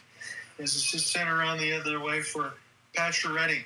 Sets up the 1T for Riley. Beautiful block out in front by the Cats. Got a piece of Nosek. He is definitely stung toward the left side of his skate. We'll try to flip it out. He can't do so. Big hit the other way for the Leafs as they're just trying to get battle this puck into the right side corner. Austin Matthews can't find it as this will be a soft flip. That'll actually not count as an icing as it falls to Wool's left pad. 6:35 left to go in the second. Here's a pass from 150. Bobrovsky, this is not clean. Out in front is John Tavares. Now with Lindell. Lindell helps Bill out his goalie. This will be sent back around for Nylander. Look for a slap pass for Matthew Knies. He got the stick take out from underneath them. Jake McCabe with a huge hit the other way. We'll get a look on the Panthers. One of them is down. As Mikkola sent back around the end boards now off the pitch. Hopefully everybody's okay down there. This is to be toward the right side. Tanev now tries to pick it up. Cats force the steal. Mikkola Ripper, he scores! Oh my goodness, what a shot! 4-0! This is looking to be a funeral right now here at Air Canada Centre or Scotiabank Arena. I know I'm using the old arena, but this is just sad right now. And look, Rico, he fired a ripper, top corner. I don't know what else Wall could do because he's just being forced to play the role of Sisyphus. This is sad. I don't know what to say. I guess we're not surprised, but when you want to talk about those narratives, and I don't want to be mean because we've heard them enough in Toronto, we've all heard it enough. You want to show things are different. You don't do it by doing this. You don't. You cannot lay a goose egg at home in Game 5 with this series essentially on the line here because if you lose Game 5, I don't believe if there's any chance that Toronto comes back unless there's a drastic change in Game 6. Whew. 3 of 4 goals by defensemen, the balanced scoring. We were just talking about Carolina on the other side, as this will be knocked away. Schmidt in around the corner now for A.J. Greer, as this will be sent back in amongst the end boards. Matthews trying to get it out of his own end. Settled it down now. Ekman-Larsson with the pass, find the entry. Steven Lorentz. He looked for a deflection. Barkov will slow it down. This is all Cats, and this is not what Toronto wanted right now. There's about 5 minutes left to go in the second. And Alec mentioned it alongside with the funeral, and I feel like I'm already attending it, watching this right now, as McMahon lost it in the corner. Domi settled it around the end boards. Here's a slapper. This one blocked again beautifully by Florida. Bobrovsky doesn't have to face the shot. This will be settled back down, not far enough for icing, so we'll play on. Carlo try to throw this out in front. Here's an opportunity. Nick Robertson will shovel it off of Bobrovsky with the left pad. Ekblad now off the steal. So collected by Forsling and thrown to the corner. Here's a long clearing attempt. It's a good pass for Tkachuk, and then Tanev will play it off the bumper. Toward the left side red line, you could hear a pin drop, and I promise you my sound isn't all that loud as far as this call. This is Bennett. Sent back in toward the Leafs logo. Verhaeghe tried to find it in through a screen, and the Cats go offside. Bennett was about 5 strides off. Turns out we'll have to change it to black suits now. Here, this is just sad watching this effort from the Leafs. Just too much complacency, and for the slight chances of getting high danger looks, they're just too far and few in between now. And even for going down 4-0 here in this game, ouch. Yeah, they're just looking for hope on some of these shots. And I'm not seeing anything for a convincing attack. Again, we can talk about the core four and all the pressure as we've had throughout the years. And they got it all. Well, they're going to have to wear it all. But if I'm Joseph Woll, at some point when I need a contract, Alec, I'm going to be harsh when I say this. I want to go to a different team. Well, this is just sad. I would too. I would be tired of this the same way that Leaf fans have been tired of seeing the same pain and suffering at the hands of Boston, Florida, Columbus, Montreal, all of the playoff frustrations that you've encountered over the past few years. Oh my goodness, this is how it's not. There should be no way possible that a team will make it to playoffs for 9 consecutive years and have no conference finals appearances to show for it. There should be no way possible that happens. Yeah, and again, I'll say this, and I know Ian knows as well as he's listening in, but when you brought in some of the other guys in the back end, like Carlo McKay, Greg Berube, Chris Tanev, yeah, you helped exercise a lot of things in the regular season, but it's not about that. You've given every chance you possibly could to this core 14. You can't do that anymore. If you continue to bring everybody back, you're hurting yourself, because it's been 5 or 6 years now. Like I said, Nylander, I'm good with that. But everybody else, see you later. I don't want to see it anymore. What about Tavares? Tavares, I'll be with you if he gets the hometown contract discount. I will give you that, Alec. Yeah. Yeah, it's time. You know, I still believe Craig Berube can help break another 50-plus year drought. Sure. But he has to do it with his team. This team is left over, I think, from 2 different head coaches. Yes. Babcock and Keefe. Yeah, this isn't even his team. You know how Berube won? It was his, well, okay, technically it was Mike Yo's team, and he just took over with the personnel, but he was the assistant with the Blues. So he watched those guys develop.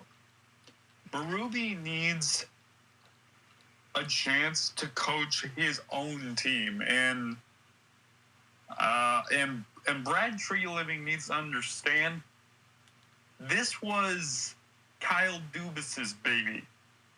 He needs to figure out a way to build his own squad.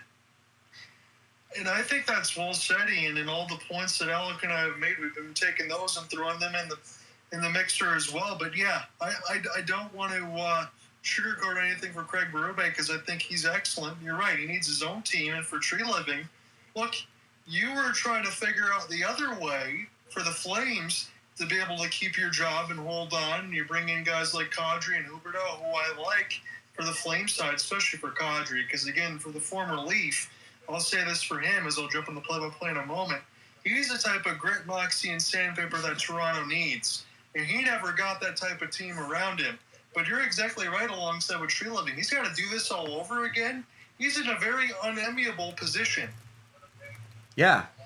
He's in a position in Calgary where he is okay with. He did tweet out, rule number 1, you keep all the dogs. I know that's short shade at Colorado, but for Toronto, and this applies for the rest of sports, not just hockey itself. It's a business.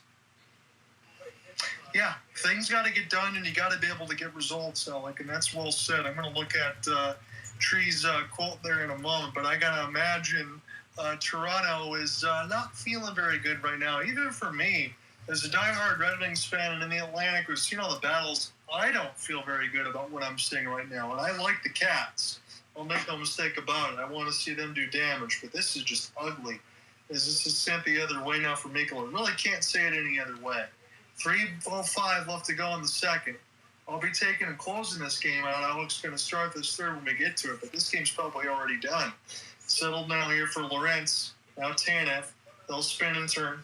Tanev now will slow down and find the entry off the chip and chase. That's the problem I have lining into this. A lot of that's been going on for the Leafs right now when they really got to be able to take this puck and do something with it. They're playing like they're only down 1. Wait for some of these zone entries, and that just doesn't make any sense. As this is settled down the other way for Morgan Riley. He's got the assistant captain, Zay. Here's a bouncing puck. They were trying to force it from 150 for Knies, and that's not going to work. Oh, no. And you did mention about who to keep, who to let go. Yeah, I did mention about Matthews being 50-50. Knies is an RFA, but for him, he's an absolute must-keep. I don't know about his price tag, but I would absolutely keep Knies. Knies is the one guy that has the grit and sandpaper, the speed, and the net front presence when I don't see a lot of other guys on this team doing that. They just don't like to get to the net. No. That's why I say Matthews is 50-50. Riley, I'll keep. The whole defensive core, keep it. Bottom 6, you got to get guys that can score. And Bobby McMahon, he's got to step his game up. I'll give him another year to evaluate him. Yeah, and I don't disagree with any of your sentiments, Alec. Again, it's really hard to try to throw this all in a vacuum during the live play-by-play, but I do think we're doing a good job of it. Because when you look at it on the playoff side, we got about 2 minutes left to go in the second. But when you really go through it, look at all the goals that have been scored off the net front presence, off tips, off the chance of screen goalies as Bobrovsky saves the slap shot from McCabe. But all of those ones are traffic out in front of the net. Take away the goalie's eyes. Fight for net front positioning.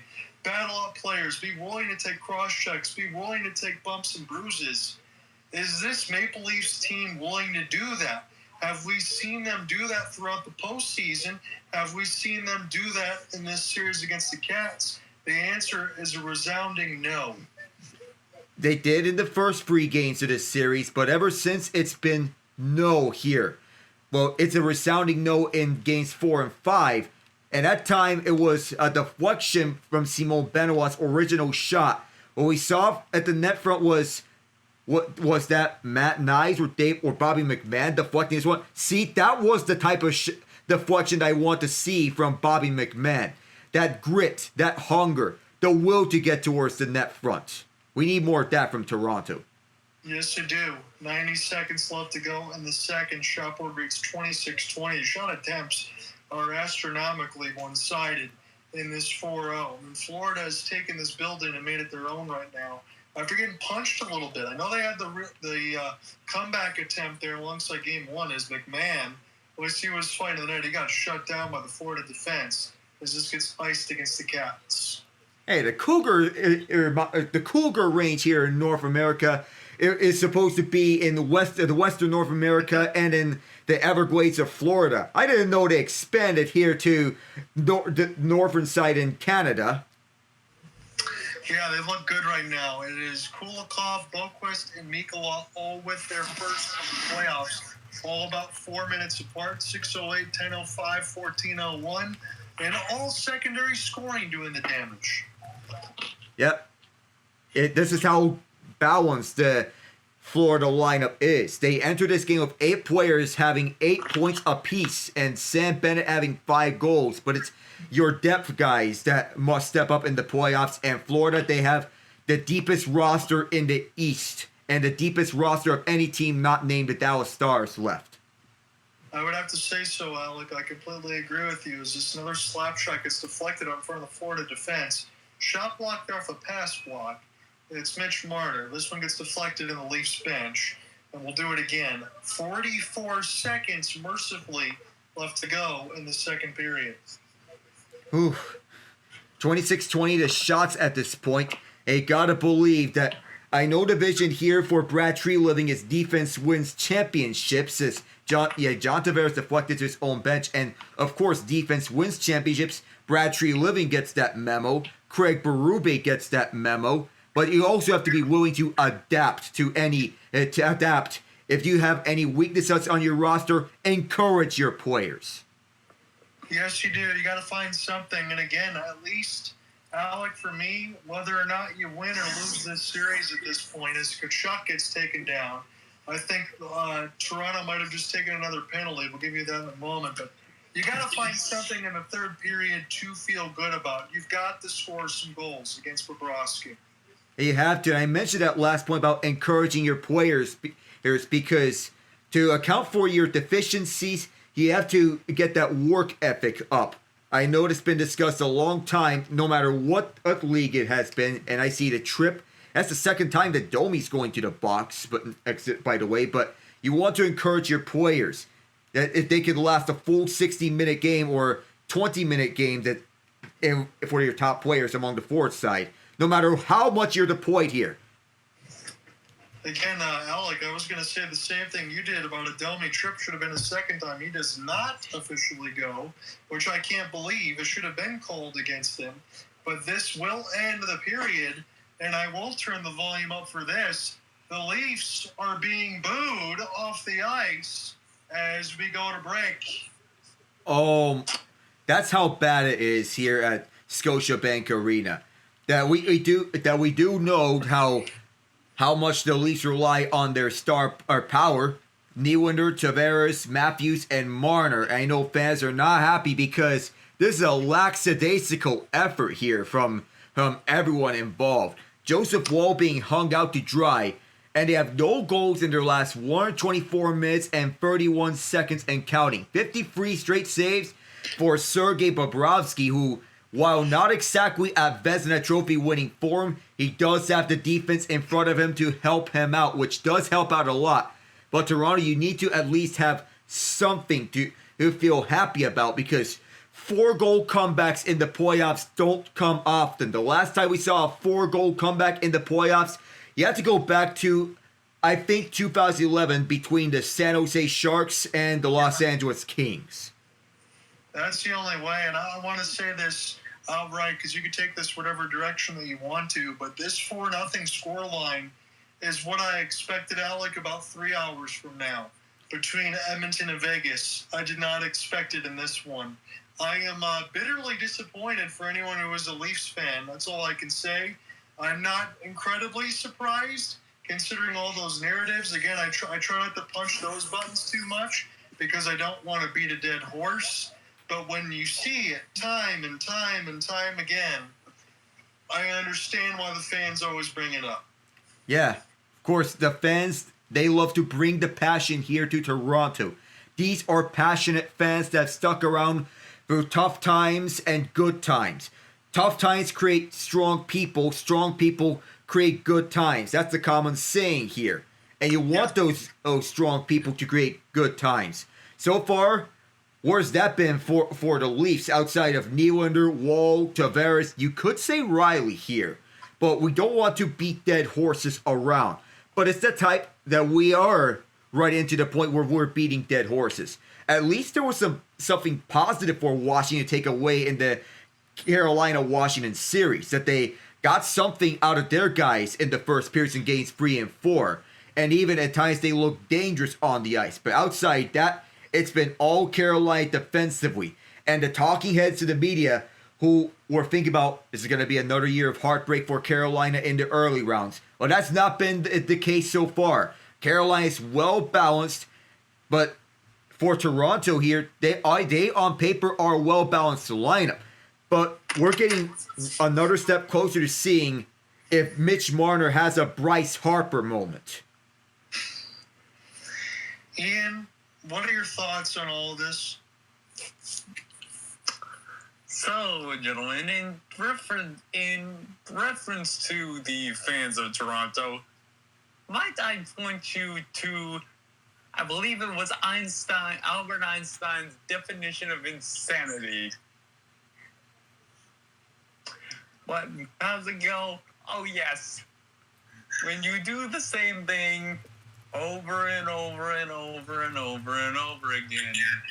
My friends, I think we will see, look, we've all witnessed the Nashville 9-2 reaction. We've witnessed the boss stunned on all sagas. We've witnessed the Toronto Maple Leafs lose to a 42-year-old Zamboni driver.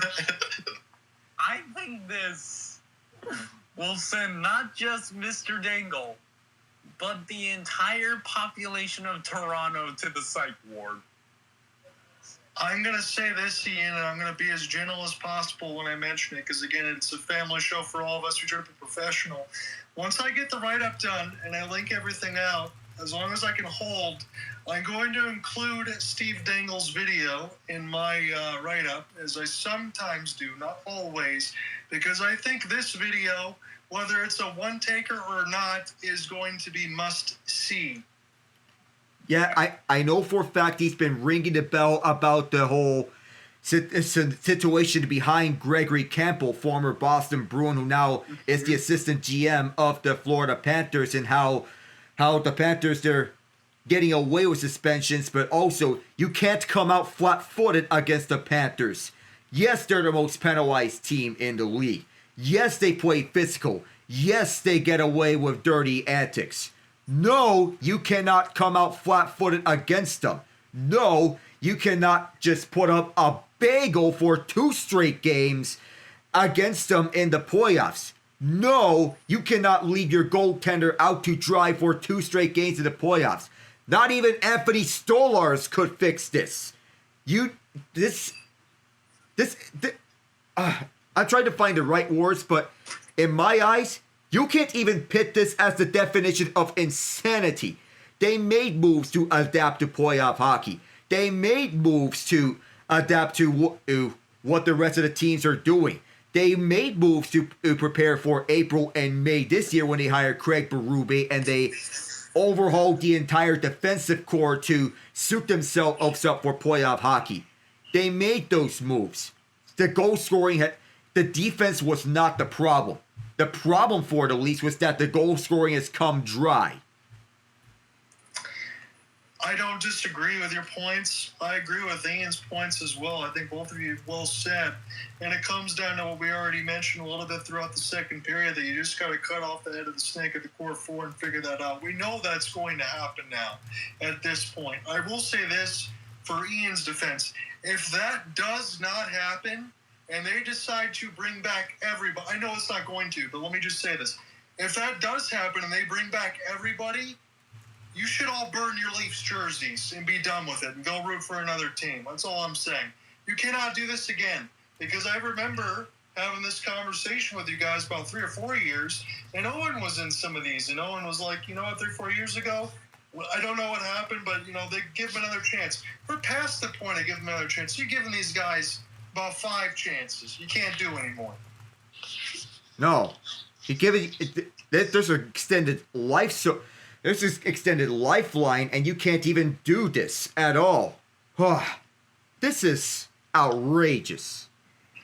Yeah, and again, sometimes when we cover these games, sometimes things like this happen. Because look at it on the other side. Celtics, I know it's not the same sport. Alec, they could have easily packed up and went home, and they could have mailed it in at home. They're up 87-74 against the Knicks, still trying to get another game in this series. We got one more for you, the Warriors and the Timberwolves. That one is also at 3-1. Timberwolves trying to control their own destiny and figure just who in the heck they're going to play in that Western Conference. That's been a little bit interesting as far as the Nuggets in OKC, but OKC still leads 3-2. That's going to be a lot of fun regardless in that Western Conference final. Ian, how do you see your Thunder?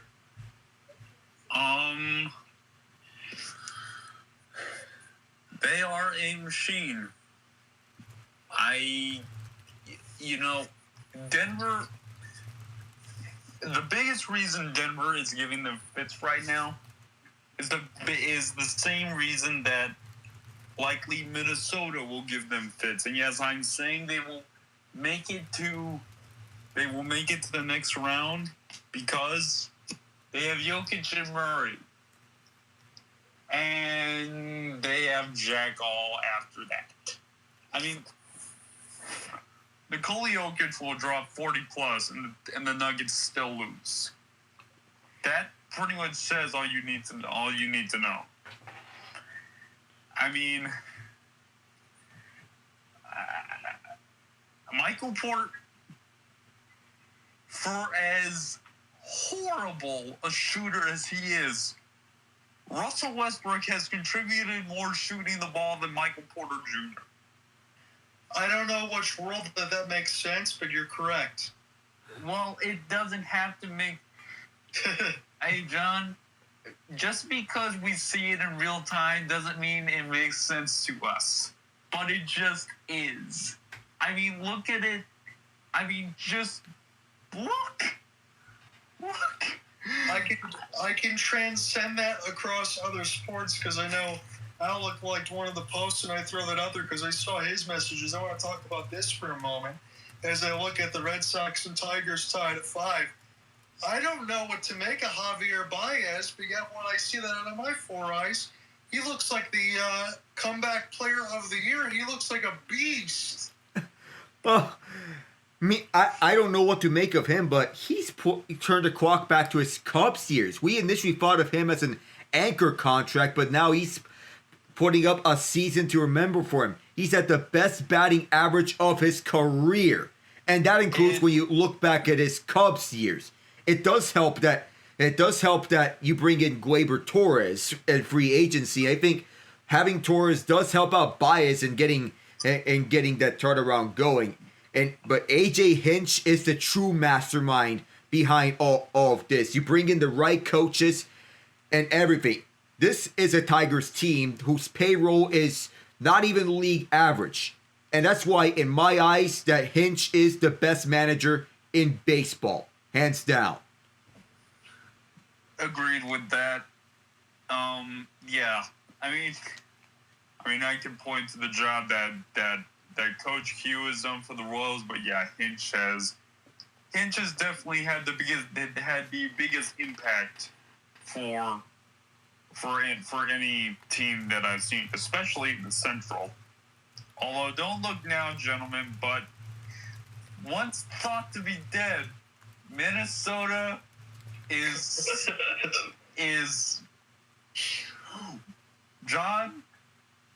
I'm a little nervous. I'll say, gentlemen, I'm a little nervous because you mentioned alongside the AL Central, and I'll give you Coach Q on the other side for the run because I agree with you. The AL Central and everything else, he's done a great job. AJ and all those guys have done a great job. I don't know how they did it with Baez or Torkelson, but they figured it out. The Tigers, I still think they need to add. I think they will get into the postseason. I think that's probably a given now at this point. However, I do think when the Tigers make it there, maybe their ceiling is winning a round because I still think they need more star power around them. But it's a nice story. But with this AL Central, you got the Tigers, you got the Guardians, you got the Royals, 3 teams that seemingly never lose. for as good as the Tigers have been, they still only have about a 2-game lead if they lose this one against the Red Sox today. And oh, by the way, the Twins have won 10 in a row. Can somebody lose already? Well, we did lose. Well, the Royals did lose on a walk-off yesterday against Houston. So there's that. And I believe, did the Guardians lose today? Last I saw, they were down 7-5 in the latter innings. Let me check that. Yeah, you're right. The Guardians did finally lose 9-5. So we got that there. But the AL Central. Oh, and Minnesota swept the doubleheader against the Orioles. Good Lord, what has happened? that is worthy of a space. What has happened with the Orioles? Yeah. Yes. Pitching. The pitching last year was basically Corbin Burns and then everyone else. The hitting in this year has fallen off drastically, and that includes Gunnar Henderson and Adley Rutschman. Ian and I talked about this previously in a previous recording, and when we mentioned about the Orioles, I had to bring this one up. Ryan O'Hearn should not be your best hitter if you're the Orioles. Oh, absolutely not. You know you're in big-time trouble there, and I think even somebody like Brandon Hyde's probably on borrowed time because the expectations for this team is at least to almost make it to the World Series, if not win it. Ugh. That's a stark fall off. And I know for a fact that Houston has started slow this year, but since when have they not started slow in recent years? I'm not counting them out just yet. Hey guys, I do need to say one thing. Do you think that the MLBPA was smart enough to put a little clause in or the owners were able to put a clause in the rule book that said, if you're not able to win double-digit games by May, you should be forced to sell your team? Because at this point, the Rockies need new ownership, and then they need everything else. Because, God, guys. We saw the Chicago White Sox last season and thought that was the bottom of the barrel. Colorado Rockies, hold every one of our beers. Hold every one of our beers. We are about to get our town so drunk from the shame of this team. At this point, the entire state of Denver is going to have alcohol poisoning. The whole city of Denver, maybe, and possibly even the whole state of Colorado. State of Colorado, sorry. The whole state of Colorado as well. They're holding Chris Bryant hostage, and there's no indication if he's going to get out of here because the signing of him never made any sense at the beginning. By far and away, it's the worst contract in the MLB. And there's no indication, and his trade value is sunken so low between injury issues and him playing a position which he is not comfortable at, right field, when he is normally a third baseman. Good Lord. Yeah. Go ahead. You know, I was thinking about it. Oh man, I don't even know what to say. Actually, yes, I do. Hey, John, look, I know he's injured all the time, and I know he hasn't been able to get on the field much, and I know you have a stud at third base right now. Tigers, please, create a feel-good moment, trade for Chris Bryant, and because you're not gonna have to give the Rockies anything. They're not going to ask for anything for Chris Bryant. I know that contract is obscene, but just please reunite him with Javi Baez. It will be such a sweet moment. And imagine if he hits a few baseballs for you. It will be a fleece. Yeah, I would imagine Chris Bryant, except for the contract money, which the Tigers are in no worries about because they're in a good spot. That's essentially, you could get him for a get-out-of-jail-free card. Yeah. and at the expense, possibly the acceptable trade is the Rockies get, in addition to the cash considerations, new ownership if they can force the Monforts to sell the team, because I don't know what they even do. Nothing. No. They spend just enough to keep their fans interested until this year. Oh, and now it's just not even nothing. It's just less than nothing, to the point where Rockies fans would rather want to go to a game at Ball Arena, whether it be the Nuggets, the Avalanche, or, dare I say, if anyone watches lacrosse, the Colorado Mammoth. I'll say that because Alex is going to get set to take it away, but let me throw out a critical question. If they gave you sweet seats, I'm not even saying seats because you guys wouldn't go. If you got sweet seats, would we go to a Rockies game if they gave it to you for free? John, I know this is your space, but I had to say this. The only way I'll go is if I'm high.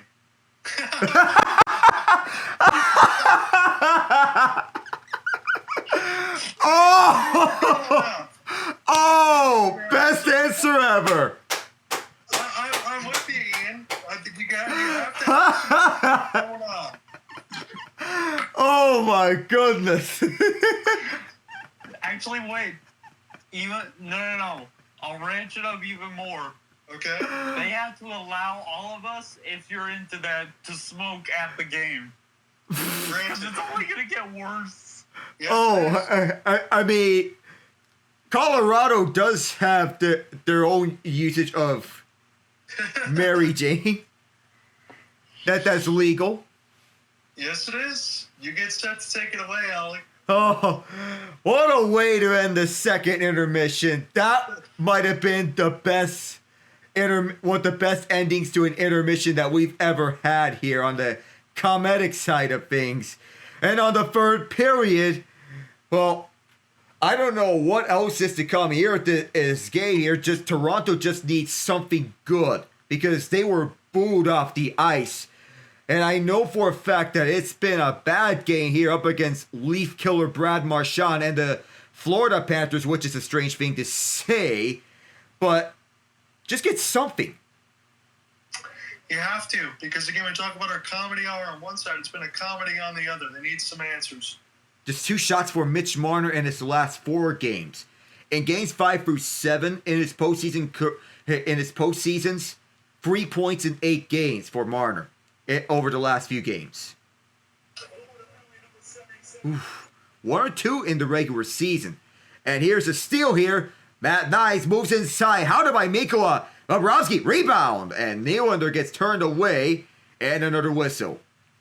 We are going to get a hooking call against Mikola as they were trying to tie up Knies from scoring. So Toronto is going to get a power play they desperately got to finish on.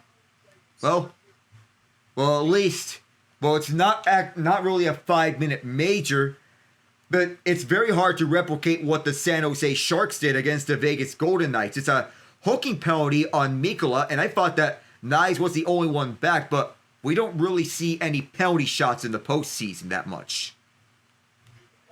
Not unless something goes horribly wrong. I don't know how many more times we'll see the 5-4 power play for Toronto here, as this one fired wide on the chase down is Matthews, and that one exits the zone right by the penalty box doors. Marner brings it back in. Here's Knies. Knies hounded at the far corner. He'll give it for Matthews. Matthews brings it around over to Marner on that far corner. Now back for Matthews. They'll take it slowly. Matthews from Marner. Marner fires one, stopped by Bobrovsky. He'll be settled down by Forsling, who will clear this one out. Forsling has silently been a top 5 defensive defenseman in the NHL. We talk of the Jacob Slavins, the Chris Tanevs, and the Adam Pellics of the world. Jared Spurgeon as well. You can put Forsling's name up at that top 5 list. And the ranking is there for you to decide it. We'll have Slavin at number 1. That's what we'll start off with. And then it goes from there. We can have it at Slavin, then Forsling. I'll put him at number 2. Domi will fire this one around. Lostorini in the way. Kulikov shoots us down. Riley blocks off the progress. and only for Florida to send this down again. The Panthers PK. Once again, just 4 power play goals given up in this postseason. It's not 2024 Edmonton Oilers' historical levels of penalty killing success in the playoffs, but still, it's been successful for Paul Maurice's squad. Morgan Rielly will send this over to the right side for Domi, and now it's Rielly. Domi loads one up, and Bobrovsky with the stop. McMahon kept it in. Domi tried to flip it down, and there is... Oh my goodness, Domi got hit hard. Holding penalty. Yeah, he did. It looks like going to be going to the box again. And it is Domi in the box. Alec, I'm not saying this lightly. With the game he's had here, I think he needs to be benched in the next one. Yeah, there's no other explanation for it. That he tried to reach out on Dmitry Kulikov, and he got a lot of that hits right afterwards. I would imagine Kulikov was not happy with the way that he was tugged, and now that's 2 minutes. You think that Domi, game 2 overtime here against Ottawa, but I don't see a way he comes into the game 6 lineup. You can't. It's two critical penalties. One of them that Florida just scored on before in the second, and now they're going to get some abbreviated power play time. Well, maybe he gets some words of encouragement from his father, Ty Domi, after the game. Who knows? Yeah, they're going to have to grasp at straws if they're doing that. Somebody's got to find something to feel good about, as we said going into it. 4 seconds left until Florida gets on an abbreviated power play that will last. We're 1:44 now. So here is Toronto, so take it up. And this penalty killing side, it's not about clearing the puck down the ice. It's about scoring goals now. Get something as you can. Even if you're down a man, you got to search for the breakouts. It is Marner who watches onwards, who is on borrowed time here in Toronto as we speak. Seth Jones was up for Sasha Barkov. Jones was power play quarterback number 1 in Columbus and Chicago. As Barkov, Florida's playing keep away here on the power play in the first 30 seconds of it. Jones taking his side, but the Panthers are not focused about scoring here. They're just playing keep away.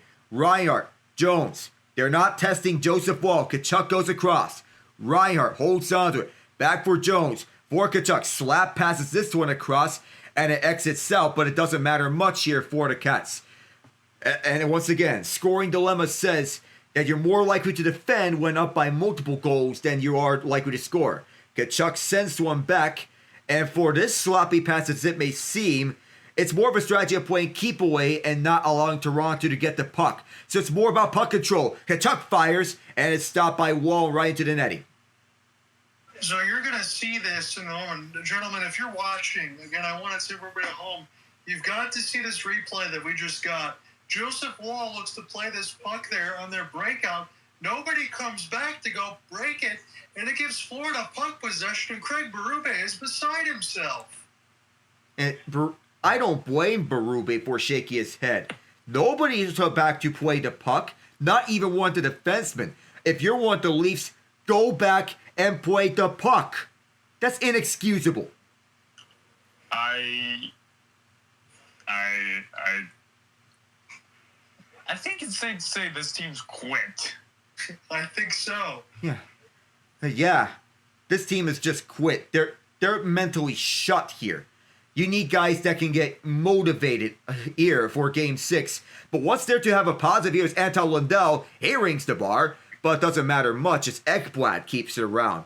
At the first goal this game, at this rate, is going to be the game-winning goal. As Marchand sets up for Losteriden, the power play runs south, but they don't need a power play goal here. They're already set here with 4 goals already, and with the way that they're playing, what's there it's for us to say, then they're just going to coast this one home the rest of the way. This is just too much for me. It's just a bit of comedy of errors here at T-Dot. Good Lord. Yeah, I'll let you jump into that in a second again, Alec, but when you think about it, and the stakes of this game and everything else, we talked about it too, but we've called some games that have been more than 4 goals, and this feels like more of a blowout than anything I've ever called with you guys.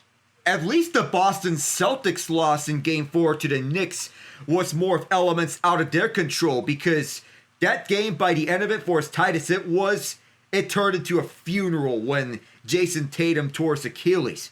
Toronto has no such excuse. No, they don't. As it's sent back down, as the Panthers will touch up. It's a one-shot deficit now, but not a lot of high-danger looks, as the last Stanley Cup for the Leafs, 1967. 57 years and counting for the Toronto Maple Leafs, but the hope for Craig Berube is that he can find a way to end another 50-plus year drought. He did it with the St. Louis Blues, but you also want to imagine that if he can coach his own team with his own vision.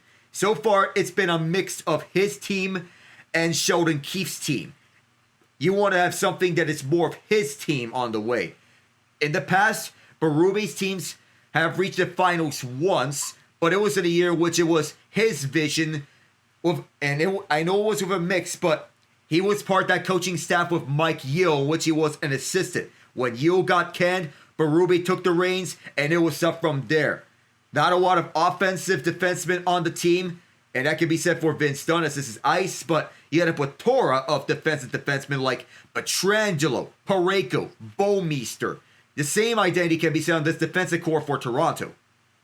Yeah, there's a lot to it. I know we just saw the graphic as well for the championship droughts.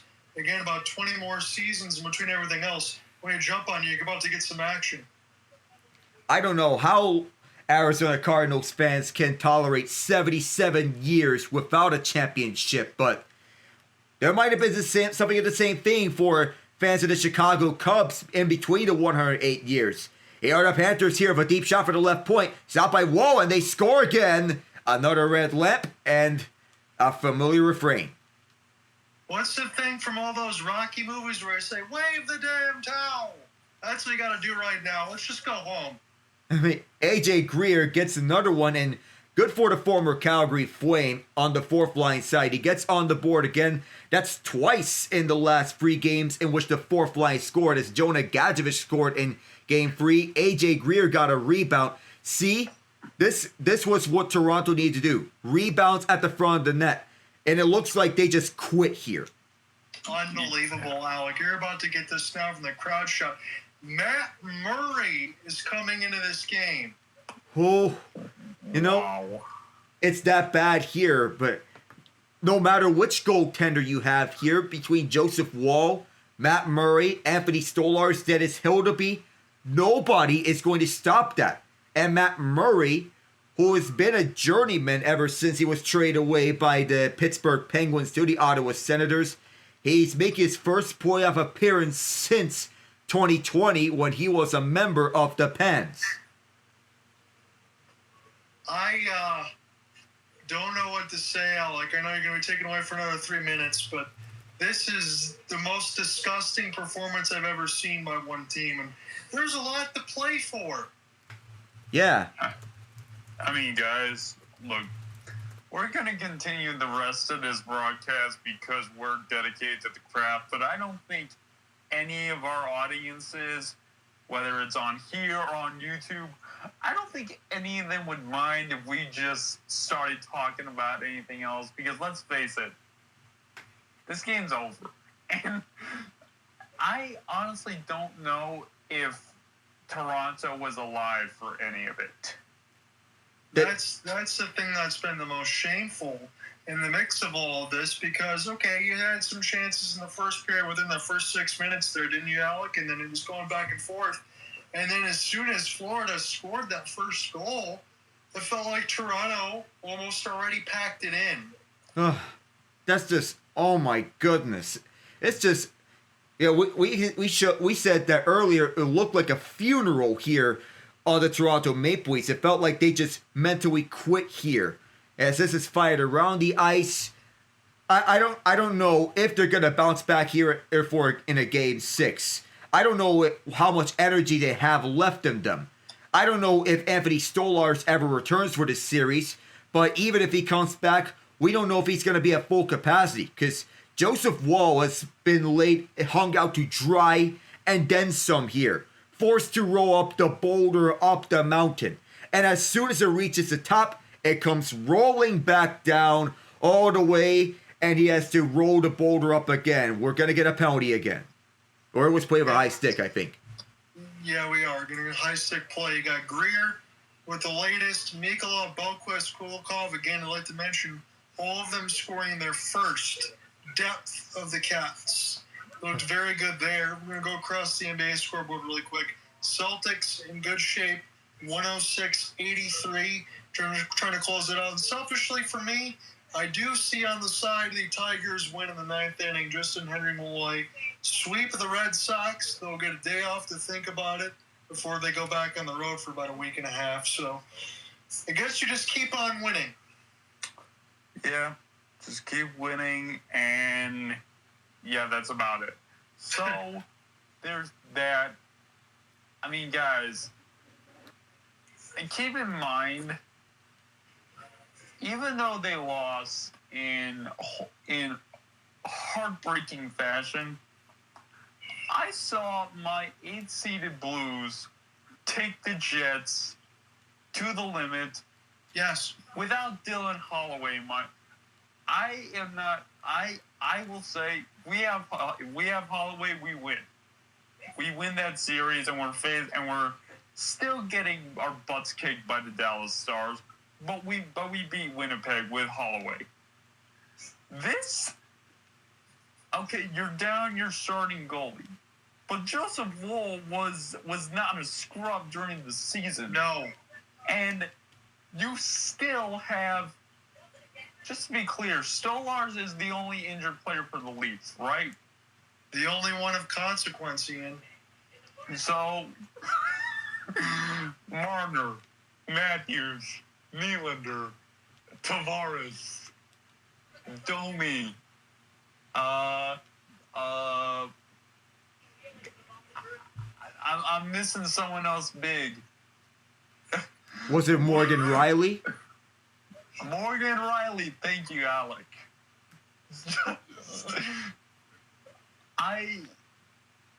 For goodness sake, the equipment manager has more life than you. I'm not even a Leaf fan, and this is upsetting. Me too. Yeah. I feel the same way. Did Florida just score again? No. We got a Florida power play. But it's a Florida power play where they were 3 of 16 this series, but with the way the Leafs are playing, they just got beat at their own game.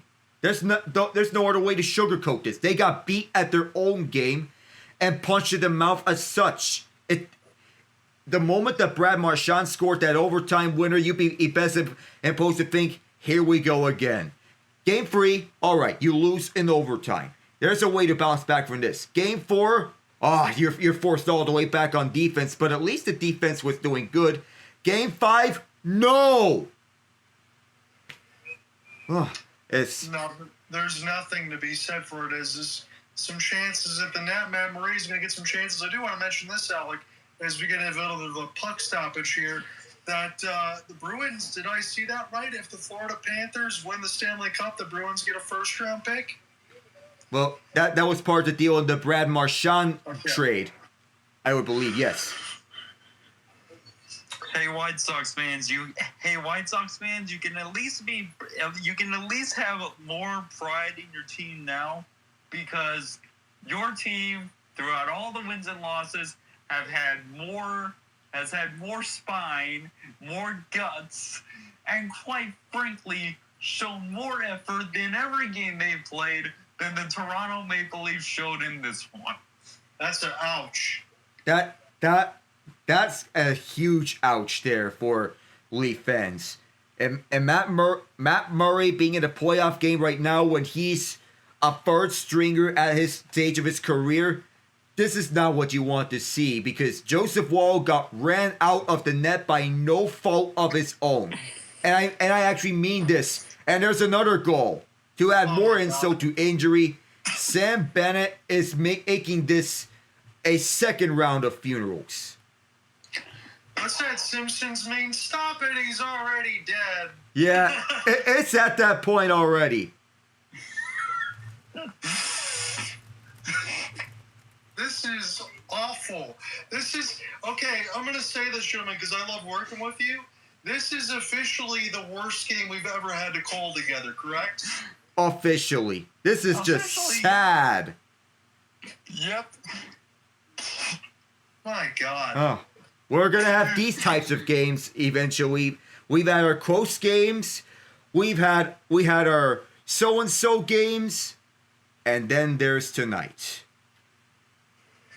Yeah, I can't believe it. We end up calling on Mikko Rantanen and Natural Hat in third to take out the Colorado Avalanche. That was just the first round. Those are the most exciting things I've ever seen. And then there's this. I know I got about the last 10 minutes, so I'll jump in here for Alec. I won't call, obviously, the whole way through. But because Alec's going to get a chance, I would imagine to call a much more exciting game tomorrow. But 6-0 Cats. There is no excuse for what we saw today, and it's gotten so bad in a game that I've seen today that I honestly wonder if Toronto should still have a franchise as this puck goes all the way down for an icing at 9:46. And I mean that because they're such a good regular season team, but everybody always has to look into April and May, gentlemen. And when you prepare yourself, you get all the hopes, you talk about it, all the changes and everything else that you've made. Again, I feel bad for Joseph Woll. I doubled down on that. I'd want to get that out of here. But how do you give up 6 unanswered when you have everything to play for and you want to try to make things different? Because honestly, let's say Toronto found a way to get through this series. You would honestly think on paper, Alec, right? I mean, I'm not going to be disrespectful to your Hurricanes, but Toronto had a pretty good chance of taking them out. And then maybe we'll see what happens in the finals. I don't think they beat Dallas. But my God, I've never seen a team just so unprepared for the moment like I did today. Yeah. The great teams, they adjust and prepare for the teams. I know lineup changes were warranted given the lack of production from Holmberg and Yarncroke, but you still need to get your production out of your bottom 6. Craig Berube challenged them, but you still want to see more. And I also feel bad for William Nylander and John Tavares because they didn't sign up for this. No. And gentlemen, this is going to be a random quote, but a quote from Gordon Ramsay. The Leafs they are currently way overcooked on the bottom, crispy as fuck, and they look like Danny's flip-flop. What a shame. I was thinking of that, and I was thinking of idiot sandwich. I don't know which way you were going with it, but that's where we are. Please, Connor McDavid on the screen, save us as we go to break. We went from anticipating a great game to quoting Gordon Ramsay by the third period. That's how bad this game was. At least Connor McDavid can dazzle people.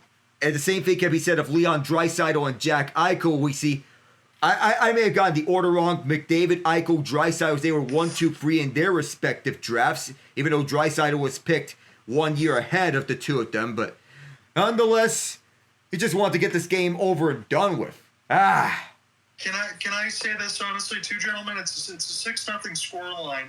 And Vegas is beat up like an old rickety bus. We know that they're gonna have a tough time against Edmonton Oilers today. But I would grant you, I'd be willing to throw $5 either way if anyone wants to take it. I guarantee you the Vegas Golden Knights don't lose by 6.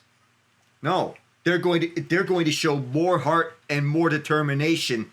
And even with their banged up bodies, Bruce Cassidy knows what he's doing behind the bench. I know Craig Berube knows what he's doing behind the bench. But you need to have your players motivated each and every day. Felt like Toronto was just... I don't know the best word to describe them, but whatever it is, it's going to be the polar opposite of what Vegas is going to likely display here in their Game 5, in an elimination game. Yeah, it's actually for us to know. Should go ahead, Ian. I know what this reminds me of. A few years ago, I don't remember who they were facing, but the New York Rangers were in an elimination game. Against the Devils, we called that one, yes. Yep. And the entire game, it was pretty much every time you blinked, there was an on-man break, 2-on-1, Shesterkin hung out to dry. This was worse. This was worse than that. I agree with you. I'm glad you made that comparison because, all three of us were on that call, and I really laid into the Rangers that day. I can't lay into the Toronto Maple Leafs as much because they've already shown us what they are, unfortunately. I'm glad that Owen's not in the cast because you'd feel like I'm being disparaging against his own team. We're trying to be truthful here, but this was just downright ugly and inexcusable. But you're right, this is 1,000 times worse. And now the arena is starting to get empty here. I don't blame Leaf fans for going home early. You pay thousands of dollars for a ticket, and you're not going to stay and watch this. I think they just started throwing a couple of jerseys as we went to break. Morgan Riley off the drop does not find anybody. Knies tries to find it. And here's an opportunity for Tkachuk. The only way I could see this being any worse is if Toronto started to headhunt. I don't think that they're going to do that. But the shot board is 74-41 as it's 6-0 Cats. And I'm going to be honest here, my story is probably going to be short. There really isn't much to say other than some of the main points. But this is an interesting cast for us, and it also, I think, will show us what we need to do during our downtime sometimes to entertain ourselves. We might have to bring some more notes as it's sent back around now for Tavares. But I'm glad that Alec gets to cancel this one out tomorrow because I'm looking forward to that game. Sent back around the inboards now for Nylander.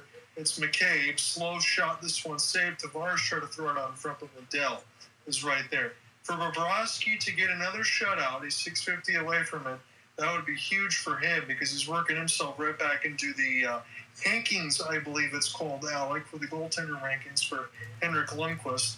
As is dropped now for Jones, this is an easy save for Murray. As now they try to push against Luostarinen.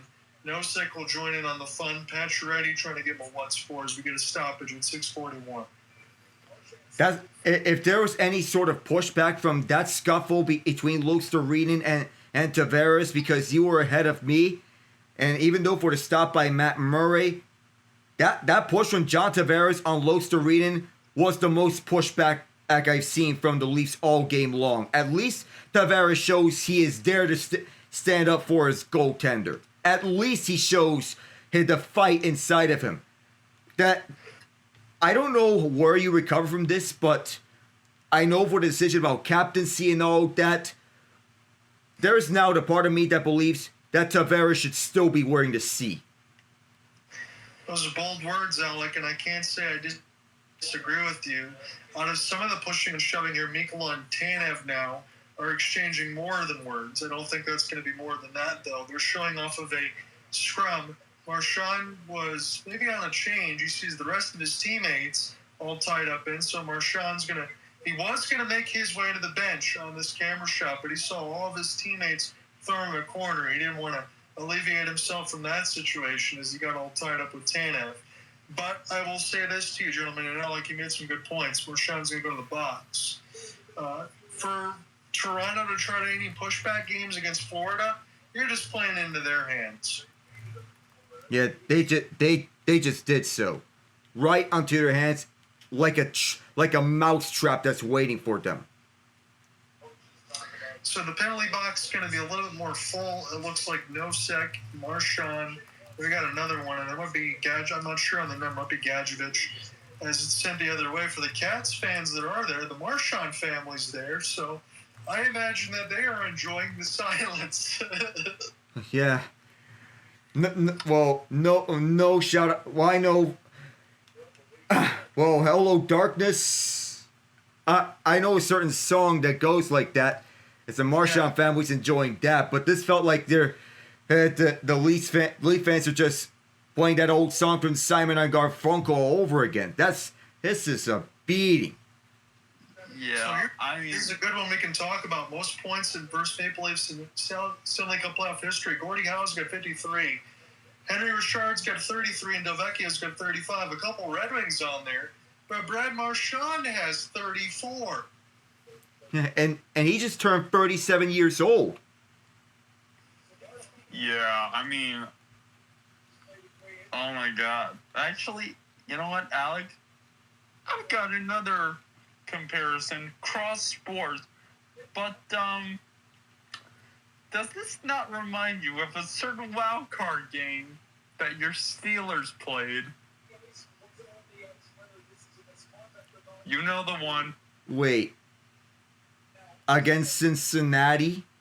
No. Cleveland, No. is it? Or I'm talking about the other wild card game. hold on. I'm talking about the Big Show. The Big Show. What happened?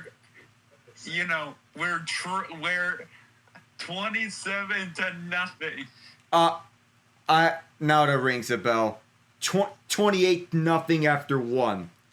Ah! That's what this is. Whew. Man. Oh. I'm looking over right now, as far as some of those calls, as far as the scrum, it looks like the refs have escorted Brad Marchand in the building. His day is done. Oh, no further damage, no pain, no gain. But if this does escalate to the point where they're having to throw out players, well, if this keeps on happening by the time, we're going to have a relatively empty building. Yeah, we are. I would think anyone else that is at least paid for a nosebleed seat, when those cost probably about $250, $300, at least for them, you can get a front row seat. You can move all the way down. There's a lot of empty ones. Yeah, a lot. Yeah.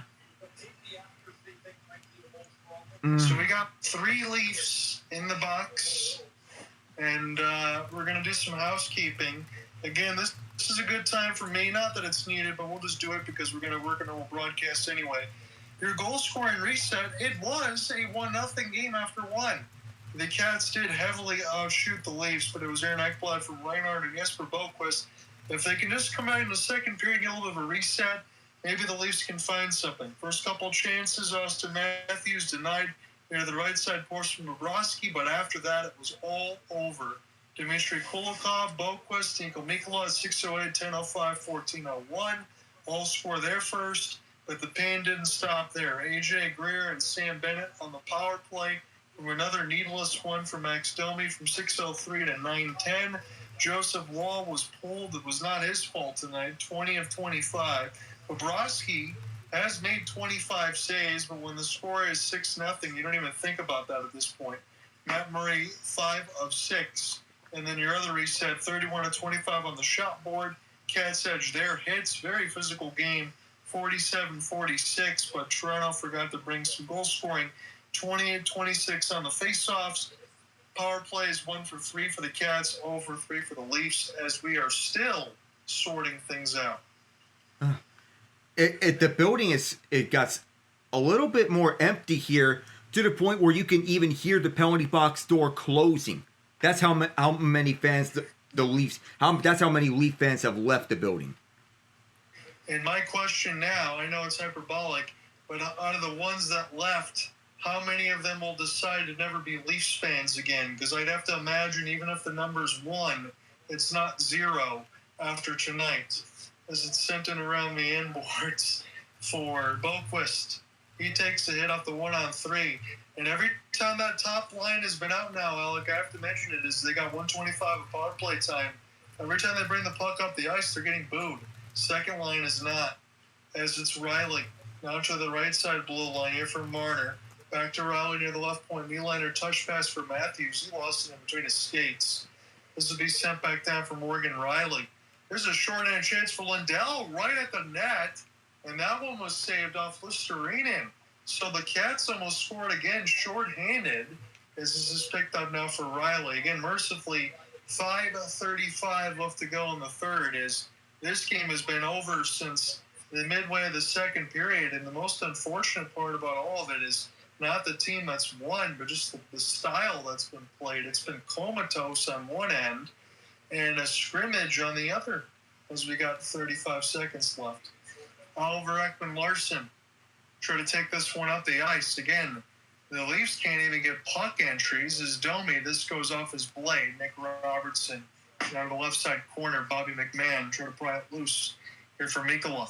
This is sending around the end boards for Domi. Domi now off the slot. Ekman-Larsson, one more touch for Nick Robertson. Ekman-Larsson shoots to the screen. Good save as Lawton was there. Bobrovsky saves it. And now Lawton wants a piece of Mikkola and Jones. Mikkola's giving him some fists. Jones now holding them. We're going to see probably a lot of this with 4:53 left. I got nothing. But this is... there's just no words to describe this. I get whacking at goaltenders, but I got nothing out of this.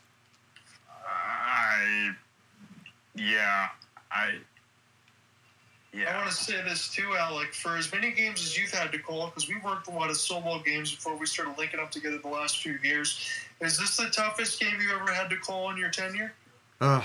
For the both of us. Let's not take away from any one of us. This is the toughest game that we both had to call. All we wanted to see was some pushback from the Leafs, but I want to be honest with you, gentlemen. Am I allowed to say that I'm disappointed even though I'm not a Leafs fan? It's fair to say. What do you think? I gotta be real with you guys. Yeah. I don't know.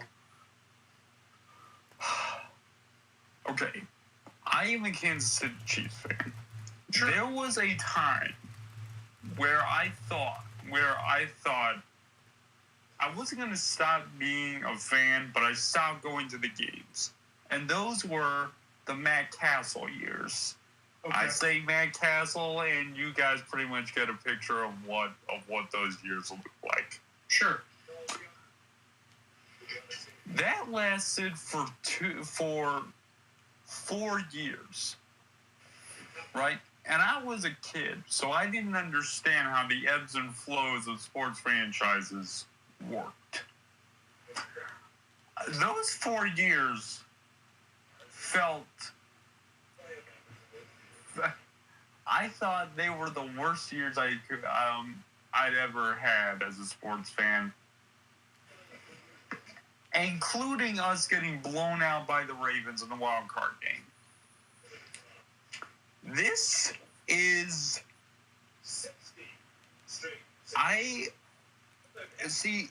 This is something that if it does not scream that you need to change your identity, not blow it up, okay? Let us all reiterate.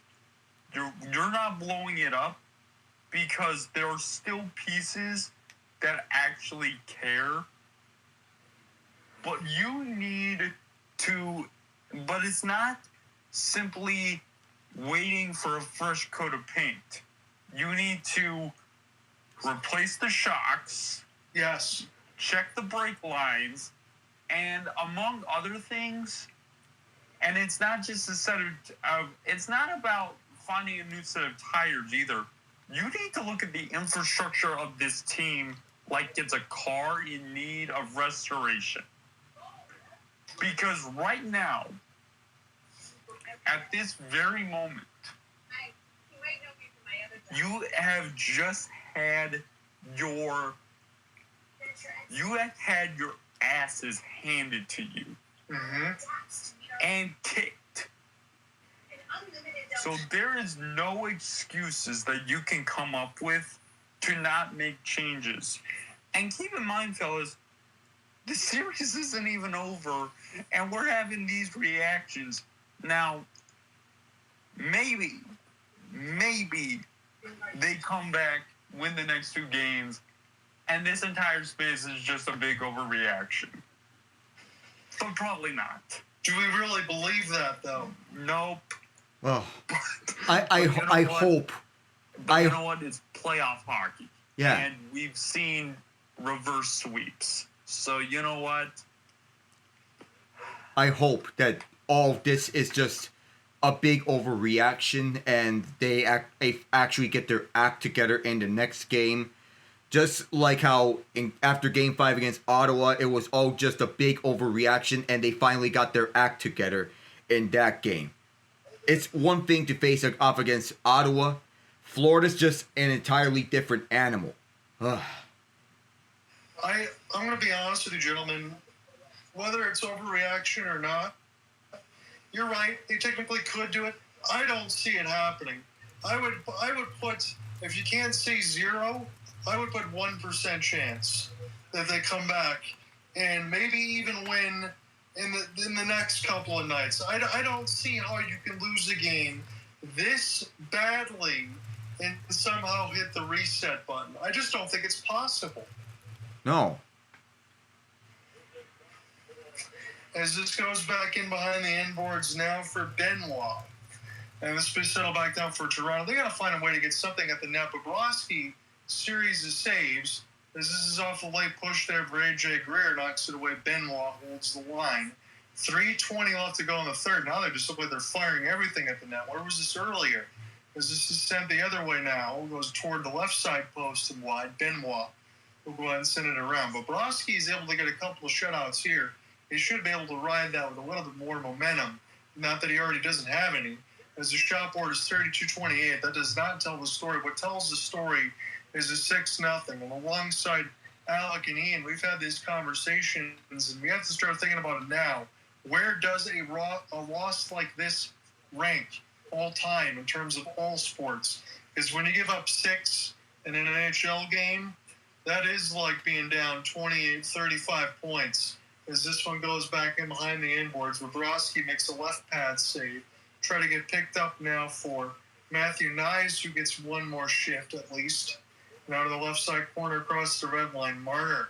He gets tied up. Lucerinen sticked out of the air again. It's a long shift. And alongside for Austin Matthews. He tried to play it out the outside of the cage. Matthews with a reverse hit off the bump.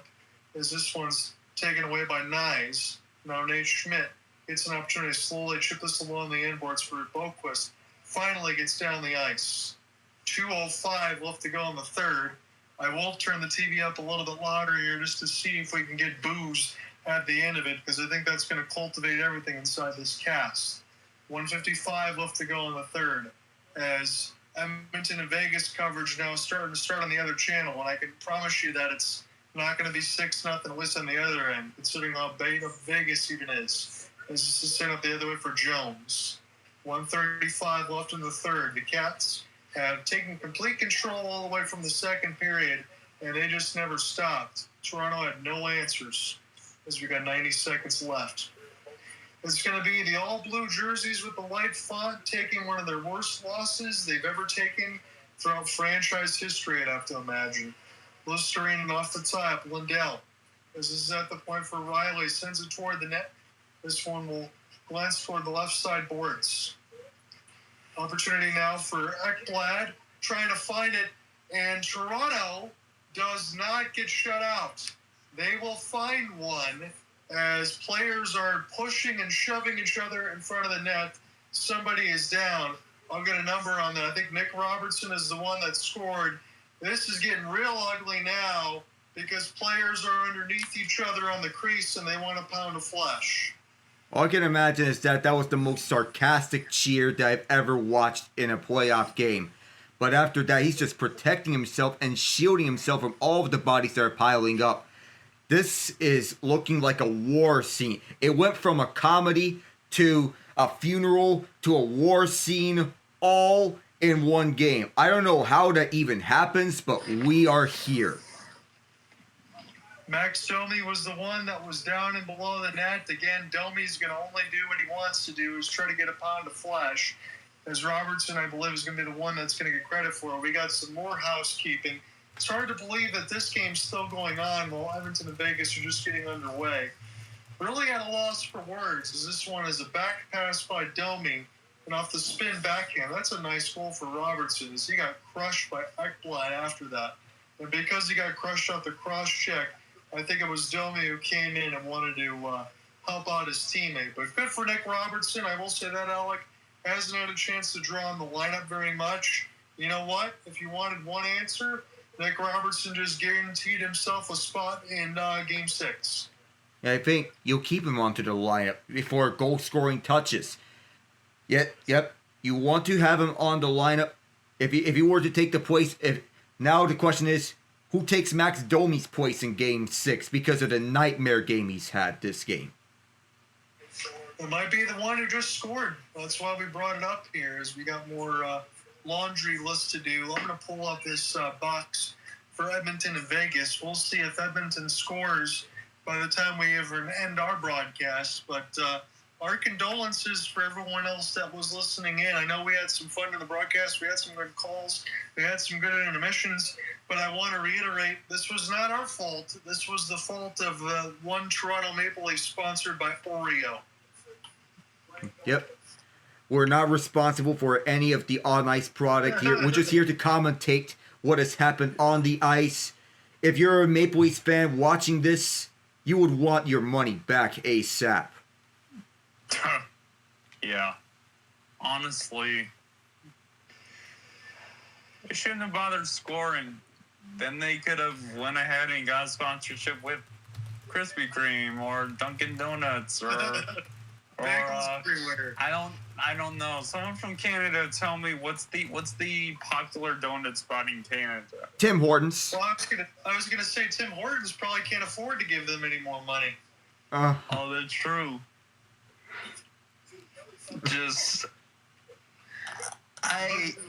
Next, let me say this. Next time, make sure you don't give them decaf coffee. They need caffeine. Just to keep them up and awake, I guess. They just need to... what they need to do is just study what went wrong in these last 3 games and focus here. Hit the mental reset button. But just get something out of this game. Take that goal as you will, and then just burn the rest of the tapes. Well, you can keep the Nylander breakaway, but make sure that he elevates it next time around. Yeah. I want to ask you this, because I know we're not going to have a long postgame considering what the scoreline is, but just objectively, you look in that locker room, and Craig Berube can say whatever he wants, and he's well respected. He's won a Stanley Cup, St. Louis Blues, I get all that, and he knows it well. But Alec, I would throw this out there to you too. Craig Berube, I could go on there, he wouldn't even have to say a damn thing. It's about everybody else in that locker room. You better show your pride when you go to Sunrise, because if you're not doing that, there is no excuse for you to even be playing hockey. Yeah. Max Strus, even though he laid a stinker in Game 5 against Indiana, and I know we didn't get to that, even though he said that if you're not willing to show up, don't even bother showing up to work. I mean, I don't know. As a coach, what can you even say? I thought Benoit in the mix of some of these other guys want to get some fists at the end of it. Matt Murray's even coming out of his goal crazy. Like Steven Lorentz now, all tied up. This is going to get ugly. They were going to cut away from the game for the moment, but they can't, as we're getting a little bit of a wrestling match. Even at the end of the game, they all had to be separated from one another, and Jonah Gadjevich is upset. Even Matt Murray wanted to get into it. Steven Lorentz got pulled down, a former Florida Panther. Someone just knocked his helmet off. Someone just knocked AJ Greer's helmet off. So yeah, we're not done. But some of the former Florida Panthers from last year's squad, they're getting involved in last-minute scuffles. We know about Lorentz, but the other 2 former Florida Panthers, Anthony Stolar is not clear to play, but Oliver Ekman-Larsson is the final one to free, and we'd imagine, what now if you're Toronto? It really is all about them at this point, and I mean that as the players on the ice. No amount of coaching is going to change some things in this Game 6 from a couple of nights. Here's the worst part about all of it in the 6-1 demolishing. They had 2 nights to prepare for this. They had an extra day off. That's what's worse about it. You have an extra day off, and you have coming back onto your home ice. How are you this unprepared for a pivotal Game 5? I don't know, but honestly, now that I think about it, fellas, I've watched Steve Dingle rip that team I've watched Tree rip that team. Mhm. I've watched professionals rip this team. What? I don't know if there is a collective level of anger that can be put, and I mean hot-tempered anger. There is certainly enough room to give the cold, silent stare of death. But I can't think of what anyone could possibly say to talk about how the Leafs just quit. Yeah, before I close out here, Ian, to your point, I'll say this, because we've had those volcanic hot takes that have been needed when teams need to be ripped. We've had the silent treatments when, they haven't shown up. But really, there's no energy left in a performance like that to rip somebody, because it's not even worth doing because they were just lifeless on the ice. It just no guts at all. This was easily the worst game we've covered. Yeah. By a landslide, right? Easily. By a landslide. All right, Alec, I know we're going to have some fun tomorrow. I'm going to say go Canes. Again, I put for the side of my house, I put Washington in lowercase letters. You let me know if I need to do anything else as far as be able to get the Hurricanes to the ECF. I know we're going to have a fun one tomorrow. It's going to be a heck of a lot more competitive. I hope you join us. Get a good rest, gentlemen. I'll talk to you soon. Absolutely. Peace out.